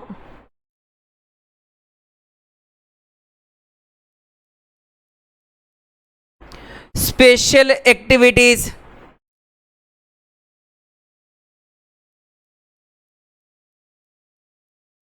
ठीक है जी। जैसे फॉर एग्जांपल चैरिटी शो।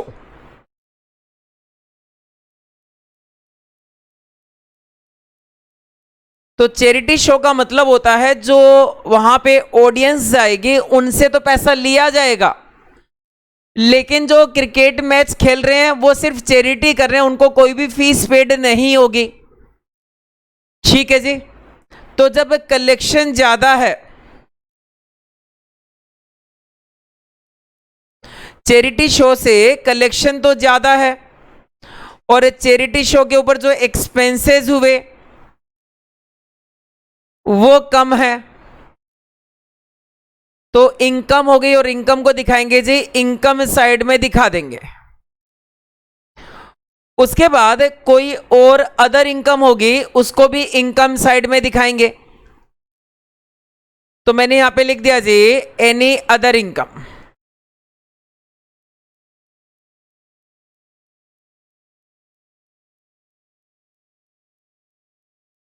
ठीक है जी। उसके बाद मैं आऊंगा एक्सपेंडिचर साइड में।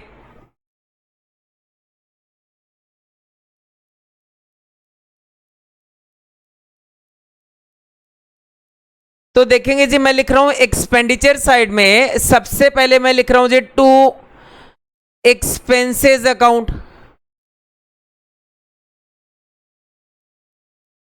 अब एक्सपेंसेस में तो सैलरीज भी हो सकता है, रेंट भी हो सकता है। तो फॉर एग्जांपल मैंने यहां पे लिया सैलरीज,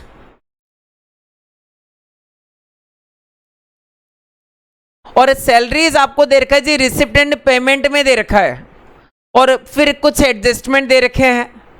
कहता है पिछले साल का इतना आउटस्टैंडिंग था, पिछले साल इतना प्रीपेड था, इस साल इतना आउटस्टैंडिंग है, इस साल अगले साल का पे कर दिया। तो हमें इनकम एंड एक्सपेंडिचर का कैसे अमाउंट निकालेंगे, सैलरीज का अमाउंट। तो इसके लिए मैं बनाऊंगा जी वर्किंग नोट नंबर 2 बनाऊंगा। उसके बाद अगला पॉइंट, एक्सपेंडिचर में पहला तो मैंने लिखा एक्सपेंसेस, और दूसरा भी मैं एक्सपेंसेस ही लिख रहा हूं। लेकिन दूसरा जो एक्सपेंसेस होता है उसमें ना कुछ गुड्स आ जाते हैं बिजनेस में, जिनका स्टॉक भी मेंटेन हो जाता है। जैसे सैलरी का भी एक्सपेंसेस है, रेंट का भी एक्सपेंसेस है, और स्टेशनरी का भी एक्सपेंसेस है। लेकिन स्टेशनरी में क्या होता है, कुछ कंज्यूमेबल गुड्स आ जाते हैं बिजनेस में, स्टेशनरी का स्टॉक आ जाता है, तो उसकी कैलकुलेशन है थोड़ा डिफरेंट होती है। कैसे करते हैं,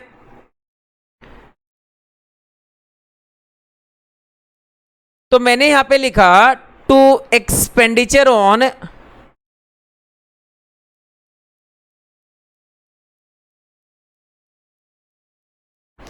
कंज्यूमेबल आइटम।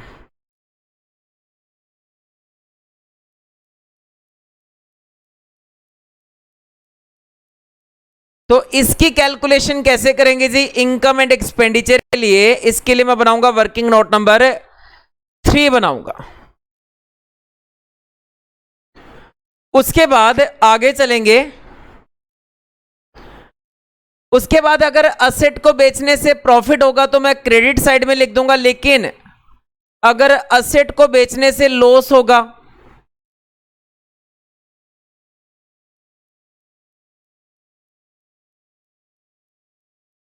ठीक है जी, तो उसको मैं डेबिट साइड में लिखूंगा। और लॉस कब होगा, जब बुक वैल्यू ज्यादा होगी। कहने का मतलब 10,000 की बुक वैल्यू की एसेट अगर 9,000 में बेची जाएगी तो एसेट पे क्या हो जाएगा जी, लॉस हो जाएगा। उसके बाद अगर मान लो आपने चैरिटी शो करवाया और उस पर खर्चे ज्यादा हो गए और उससे कलेक्शन कम हुई, तो उस केस में आप डेबिट साइड में एक्सपेंडिचर साइड में लिखेंगे to net expenses on special activities.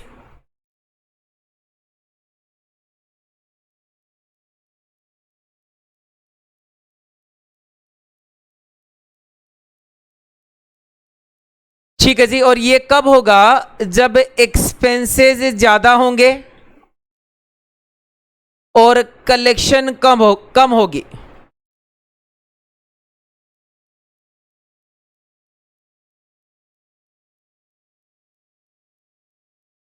ठीक है जी। उसके बाद अगर डेप्रीशिएशन है या कोई और अदर एक्सपेंसेस है तो उसको भी एक्सपेंडिचर साइड में लिखूंगा। तो मैं लिखूंगा जी to depreciation and to any other expenses.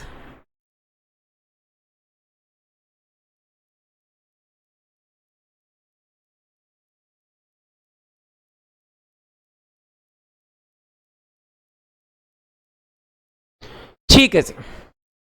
अब मान लेते हैं इनकम ज्यादा है और एक्सपेंडिचर कम है, तो मैं यहां पे लिखूंगा जब इनकम ज्यादा होगी और एक्सपेंडिचर कम होंगे तो मैं लिखूंगा टू एक्सेस ऑफ इनकम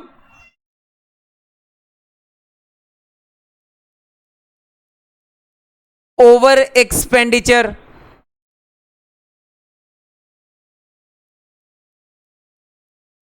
ठीक है जी। और इसको क्या बोलते हैं? इसको बोलते हैं सरप्लस बोलते हैं। और जो सरप्लस होता है उसको ऐड कर देते हैं, added to capital fund account in balance sheet.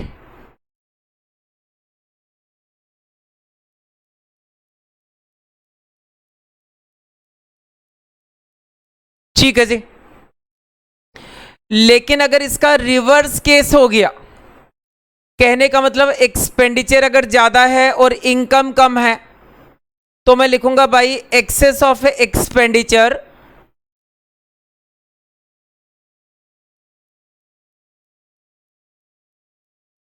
Over income, जिसको डेफिसिट बोलते हैं।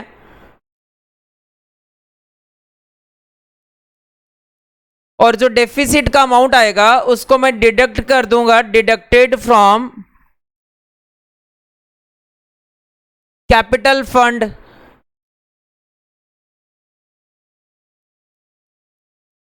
इन बैलेंस शीट। ठीक है जी। और इन दोनों साइड का टोटल इक्वल कर देंगे।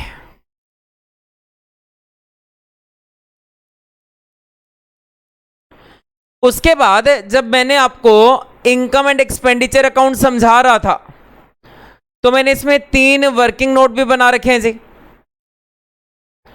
एक तो इनकम का वर्किंग नोट, एक एक्सपेंसेस का, एक कंज्यूमेबल गुड्स का वर्किंग नोट। तो अब मैं ये तीनों वर्किंग नोट आपके सामने समझाऊंगा। तो देखेंगे जी स्क्रीन पे, सबसे पहले मैं आपको समझा रहा हूं वर्किंग नोट नंबर 1। और वर्किंग नोट नंबर 1 आपका सबसे इंपॉर्टेंट वर्किंग नोट है। ठीक है जी।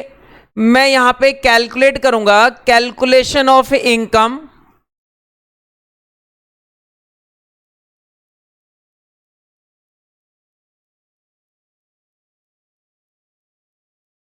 और किस अकाउंट के लिए? इनकम एंड एक्सपेंडिचर अकाउंट के लिए।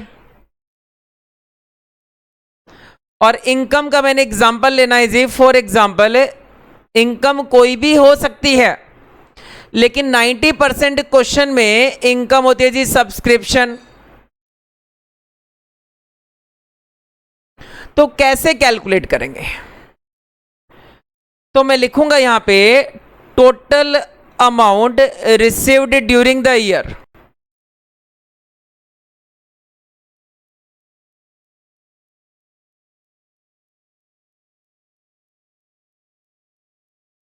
टोटल अमाउंट रिसिप्ट या रिसीव्ड लिख सकते हैं ड्यूरिंग द ईयर, कि ड्यूरिंग द ईयर आपने टोटल कितना सब्सक्रिप्शन रिसीव किया। ठीक है जी। उसमें प्लस करूंगा एडवांस सब्सक्रिप्शन,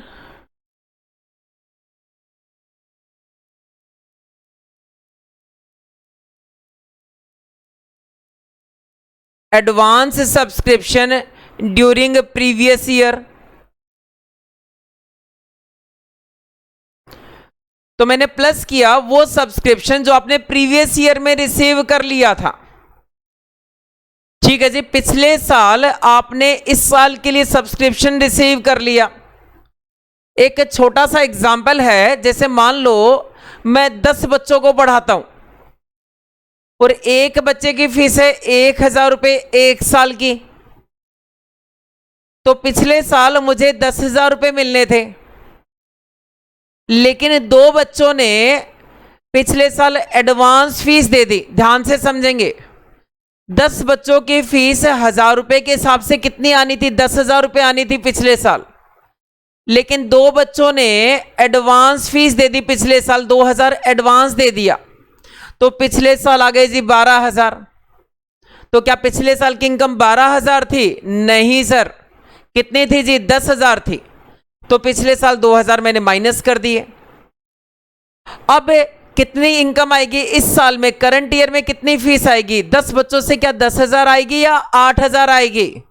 आप लोग बताओ। हाँ जी सर, 8,000 आएगी। क्यों? 2 बच्चों ने तो एडवांस दे रखी है। तो इस साल मैं रिसीव कितना करूंगा? रिसीव तो करूंगा 8,000 और उसमें प्लस कर दूंगा advance received during previous year. पिछले साल जो 2,000 एडवांस में रिसीव कर लिए, तो टोटल कितना हो जाएगा जी? 8,000 तो इस साल रिसीव किए और 2,000 पिछले साल का आ जाएगा। तो टोटल इनकम इस साल की कितनी हो जाएगी 10 बच्चों की? 10,000 रुपए। तो advance subscription received during previous year, इसको मैं प्लस कर दूंगा।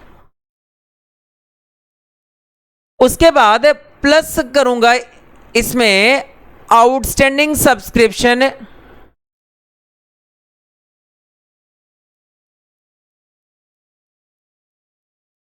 During current year. Current year का जो आउटस्टैंडिंग है, जैसे मान लो 10 बच्चों को मैंने पढ़ाया इस साल और 10 बच्चों की फीस बनती थी 10,000 रुपए। 2 बच्चों ने कहा कि सर हम फीस इस साल नहीं दे पाएंगे, ये जो 2,000 है ये हम अगले साल दे देंगे। तो इस साल मैंने कितना रिसीव किया? 8,000 रुपए। ठीक है जी, रिसीव कितना किया? 8,000। लेकिन जो 2 बच्चों की फीस थी वो क्या हो गई जी? इस साल के लिए आउटस्टैंडिंग हो गई। तो इस साल के रिसिप्ट में जो 8,000 मैंने रिसीव किया उसमें 2,000 प्लस कर दूंगा, आउटस्टैंडिंग करंट ईयर प्लस कर दूंगा, तो हो जाएगा जी वापस से 8 और 2 कितना हो जाएगा? 10,000 हो जाएगा। अब इसमें से मैं माइनस करूंगा एडवांस सब्सक्रिप्शन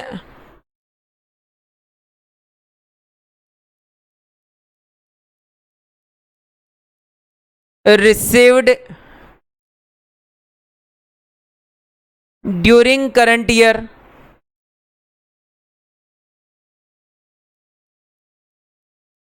अब आप इस पॉइंट को समझेंगे।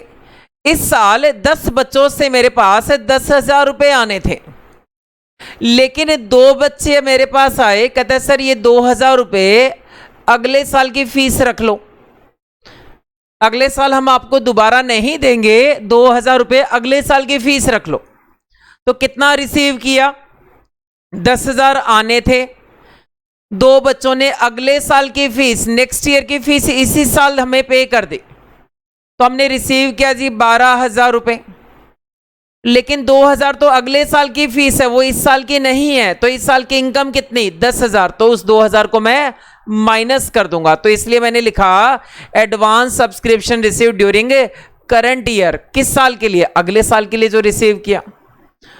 और फिर माइनस करूंगा इसमें से outstanding subscription received for previous year, outstanding subscription of previous year. कहने का मतलब है इस साल 10 बच्चों से मुझे 10,000 रुपए मिलने थे, लेकिन 2 ऐसे बच्चे थे जिन्होंने पिछले साल फीस नहीं दी थी। अब वो दोनों आए, तो पिछले साल मैंने 8,000 रिसीव किया होगा उनसे, है ना? तो वो 2 बच्चे आए और कहते हैं सर जो पिछले साल का 2,000 हमारा बकाया है वो आप ले लो। तो मेरे 10,000 तो इस साल के रिसीव किए और 2,000 पिछले साल के जो बाकी थे वो आ गए, तो टोटल हो गए जी 12,000। लेकिन 2,000 तो पिछले साल का था वो, तो मैं माइनस कर दूंगा outstanding subscription of previous year. तो जो कैलकुलेट होके आएगा वो आ जाएगा जी सब्सक्रिप्शन आ जाएगा इनकम एंड एक्सपेंडिचर के लिए।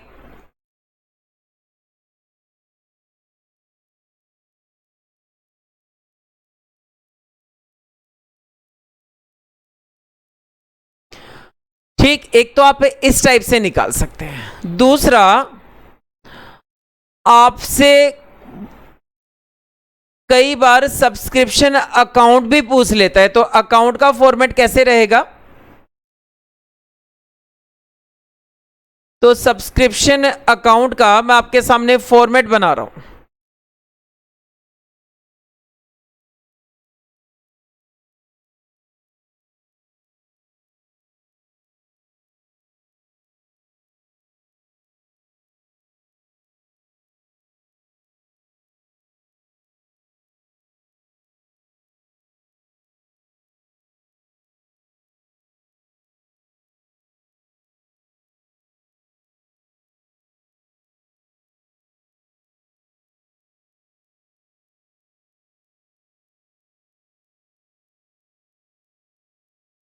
तो देखेंगे जी सब्सक्रिप्शन अकाउंट का फॉर्मेट देखेंगे अपनी स्क्रीन पे।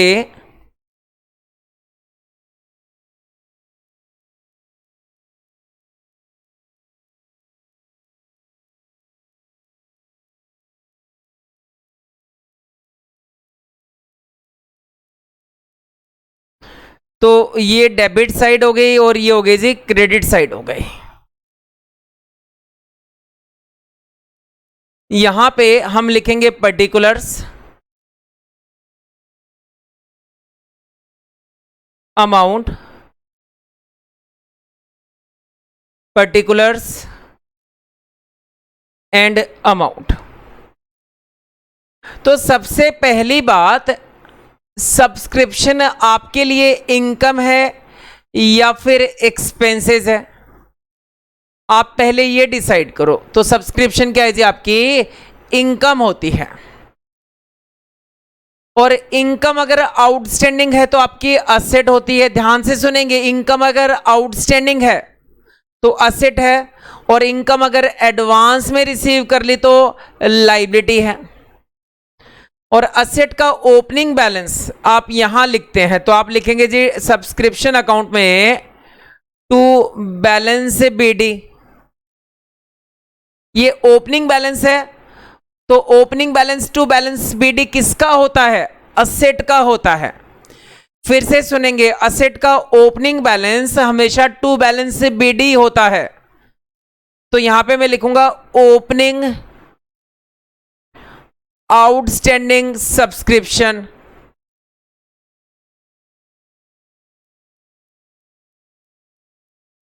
ठीक है जी, कहने का मतलब है आप यहां पे लिखेंगे आउटस्टैंडिंग प्रीवियस ईयर, जो प्रीवियस ईयर का आउटस्टैंडिंग था वो लिखेंगे जी टू बैलेंस से बीडी में। उसके बाद एडवांस सब्सक्रिप्शन का अगर ओपनिंग बैलेंस है तो लायबिलिटी है, और लायबिलिटी का ओपनिंग बैलेंस आप लिखते हैं जी बाई साइड में बाई बैलेंस से बीडी। ये क्या है, ये एडवांस है प्रीवियस ईयर का। ठीक है जी, तो ये हो गया जी आपका ओपनिंग एडवांस सब्सक्रिप्शन हो गया, वो एडवांस जो आपने पिछले साल रिसीव कर लिया था। तो इस साल के लिए क्या हो गया जी, वो ओपनिंग बैलेंस हो गया, ओपनिंग एडवांस सब्सक्रिप्शन।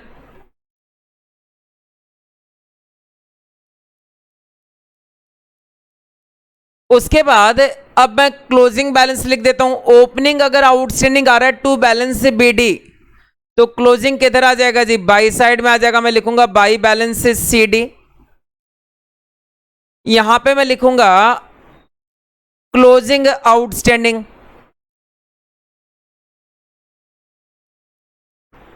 ठीक, अब क्लोजिंग आउटस्टैंडिंग के भी दो पार्ट्स बन सकते हैं।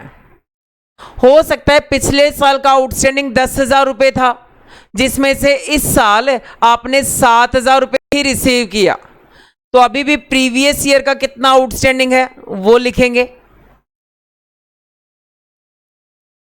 और जो इस साल के लिए आउटस्टैंडिंग है उसको मैं बोल रहा हूं जी करंट ईयर का आउटस्टैंडिंग।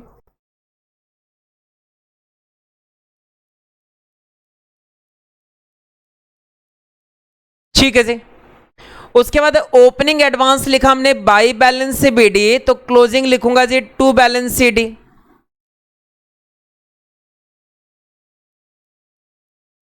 यहां पे मैं लिखूंगा एडवांस करंट ईयर। ठीक है जी, कहने का मतलब यहां पे मैं लिख रहा हूं क्लोजिंग एडवांस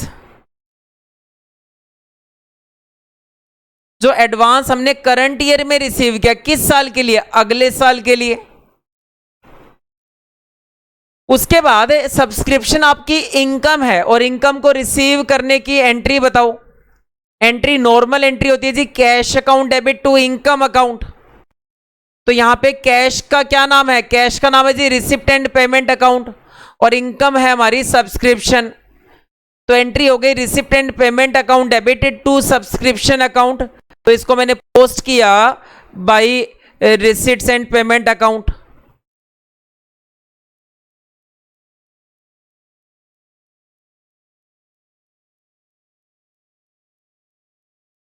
ठीक है जी। टोटल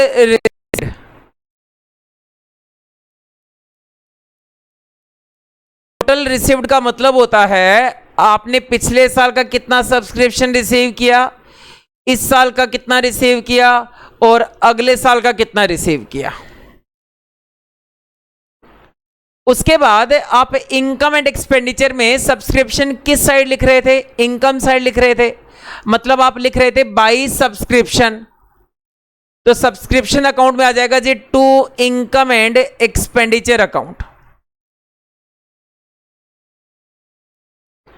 तो सब्सक्रिप्शन से रिलेटेड इनकम करंट ईयर की कितनी आई वो आ जाएगी जी यहां पे।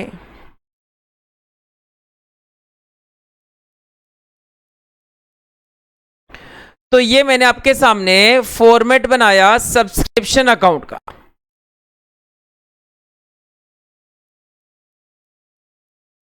ये था आपका वर्किंग नोट नंबर 1 था। उसके बाद आगे चलेंगे। मैं बना रहा हूं जी स्क्रीन पे वर्किंग नोट नंबर 2 बना रहा हूं कि एक्सपेंसेस का अमाउंट कैसे निकालेंगे।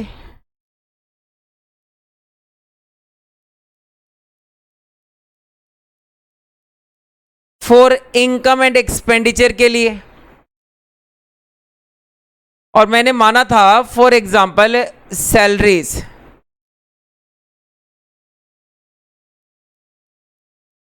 तो जैसे हमने सब्सक्रिप्शन का एक नोट बनाया था, बिल्कुल सेम नोट बनेगा, बस रिसिप्ट किस जगह पेड वर्ड लिख देंगे।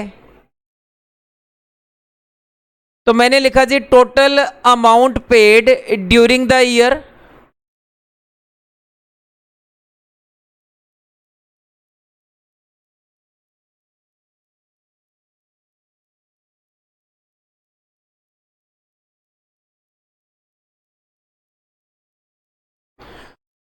प्लस करूंगा इसमें outstanding current year, and plus करूंगा इसमें एडवांस प्रीवियस ईयर। ठीक है जी, बिल्कुल सेम वैसे ही करना है जैसे अभी मैंने सब्सक्रिप्शन का पॉइंट समझाया। माइनस करूंगा इसमें से outstanding previous year, and minus करूंगा जिसमें से एडवांस करंट ईयर। तो जो आपका नेट अमाउंट आएगा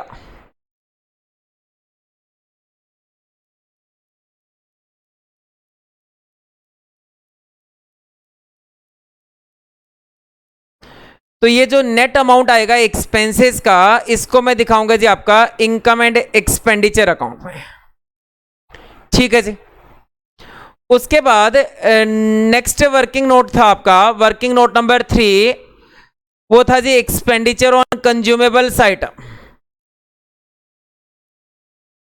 तो ये बनाया मैंने स्क्रीन पे वर्किंग नोट नंबर 3, और ये जी आपका एक्सपेंडिचर ऑन कंज्यूमेबल्स आइटम।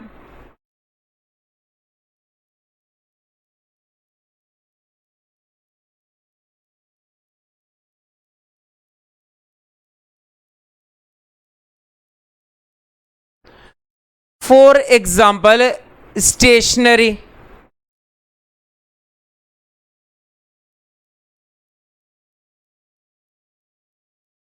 ठीक है जी। तो इसका अमाउंट कैसे निकालेंगे इनकम एंड एक्सपेंडिचर के लिए?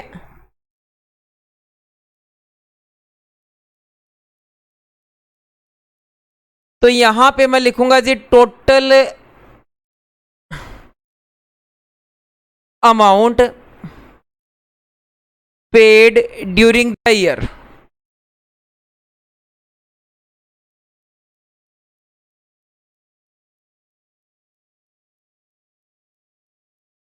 कि ड्यूरिंग द ईयर टोटल कितना अमाउंट पेड किया। ठीक है जी।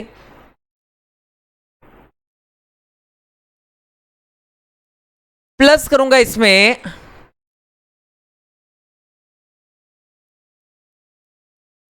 प्लस करेंगे जी इसमें आपका ओपनिंग स्टॉक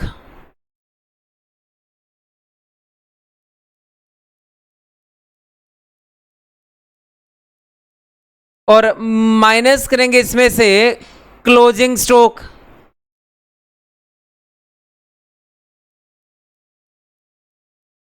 ठीक है जी।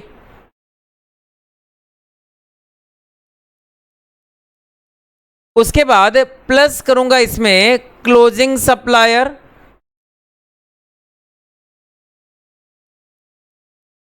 सप्लायर का मतलब अगर क्वेश्चन में क्रेडिटर्स दे रखे हैं फॉर स्टेशनरी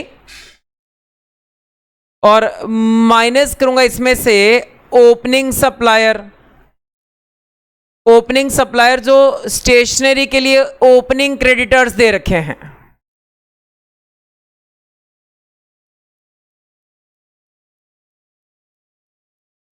उसके बाद अगर ओपनिंग और क्लोजिंग एडवांस दे रखा है तो प्लस करूंगा इसमें ओपनिंग एडवांस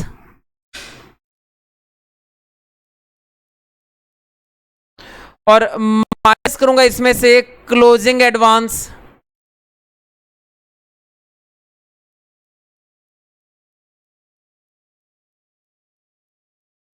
तो जो नेट अमाउंट आएगा आपका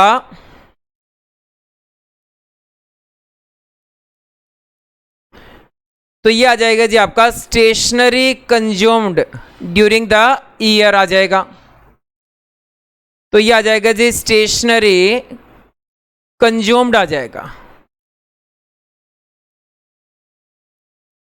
और इसको मैं दिखाऊंगा आपका इनकम एंड एक्सपेंडिचर अकाउंट में।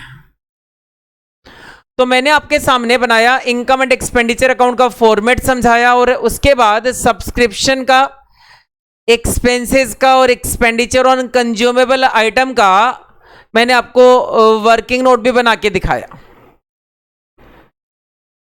उसके बाद चलेंगे जी नोट्स पे चलेंगे।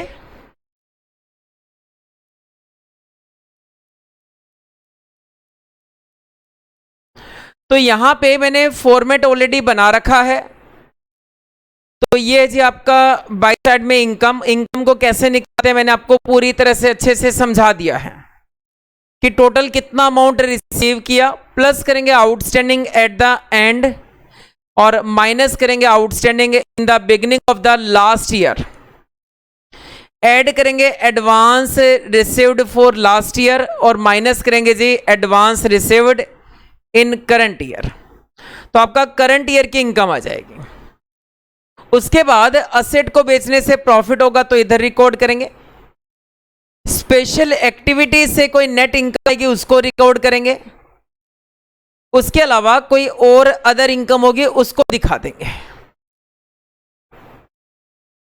फिर दिखाएंगे जी अपना डेबिट साइड में एक्सपेंडिचर में एक्सपेंसेस का अमाउंट दिखाऊंगा, एक्सपेंसेस ऑन कंज्यूमेबल आइटम दिखाऊंगा। ठीक है जी।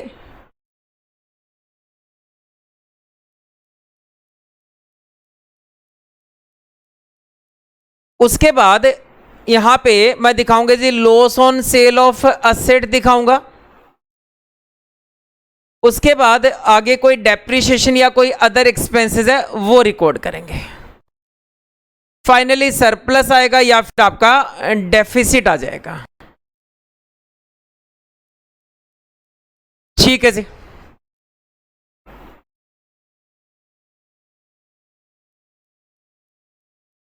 इसके बाद आपको दे रखा है जी प्रॉब्लम नंबर 3 दे रखा है।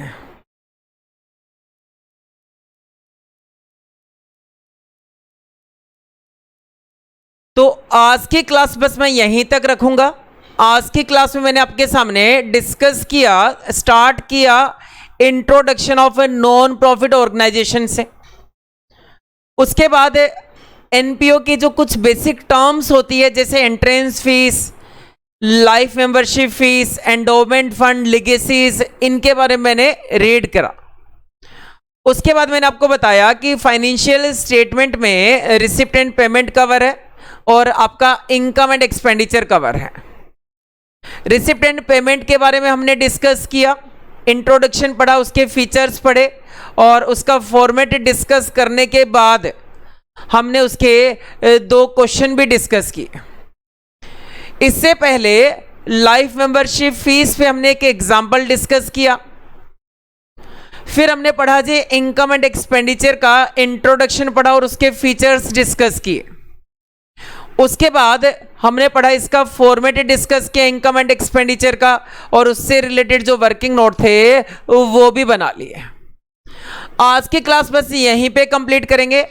नेक्स्ट क्लास हम स्टार्ट करेंगे जी प्रॉब्लम नंबर 3 से कुछ सब्सक्रिप्शन के क्वेश्चन करेंगे और उसके बाद इनकम एंड एक्सपेंडिचर अकाउंट के क्वेश्चन करेंगे। ठीक है जी, आज की क्लास बस यहीं पे कंप्लीट करेंगे।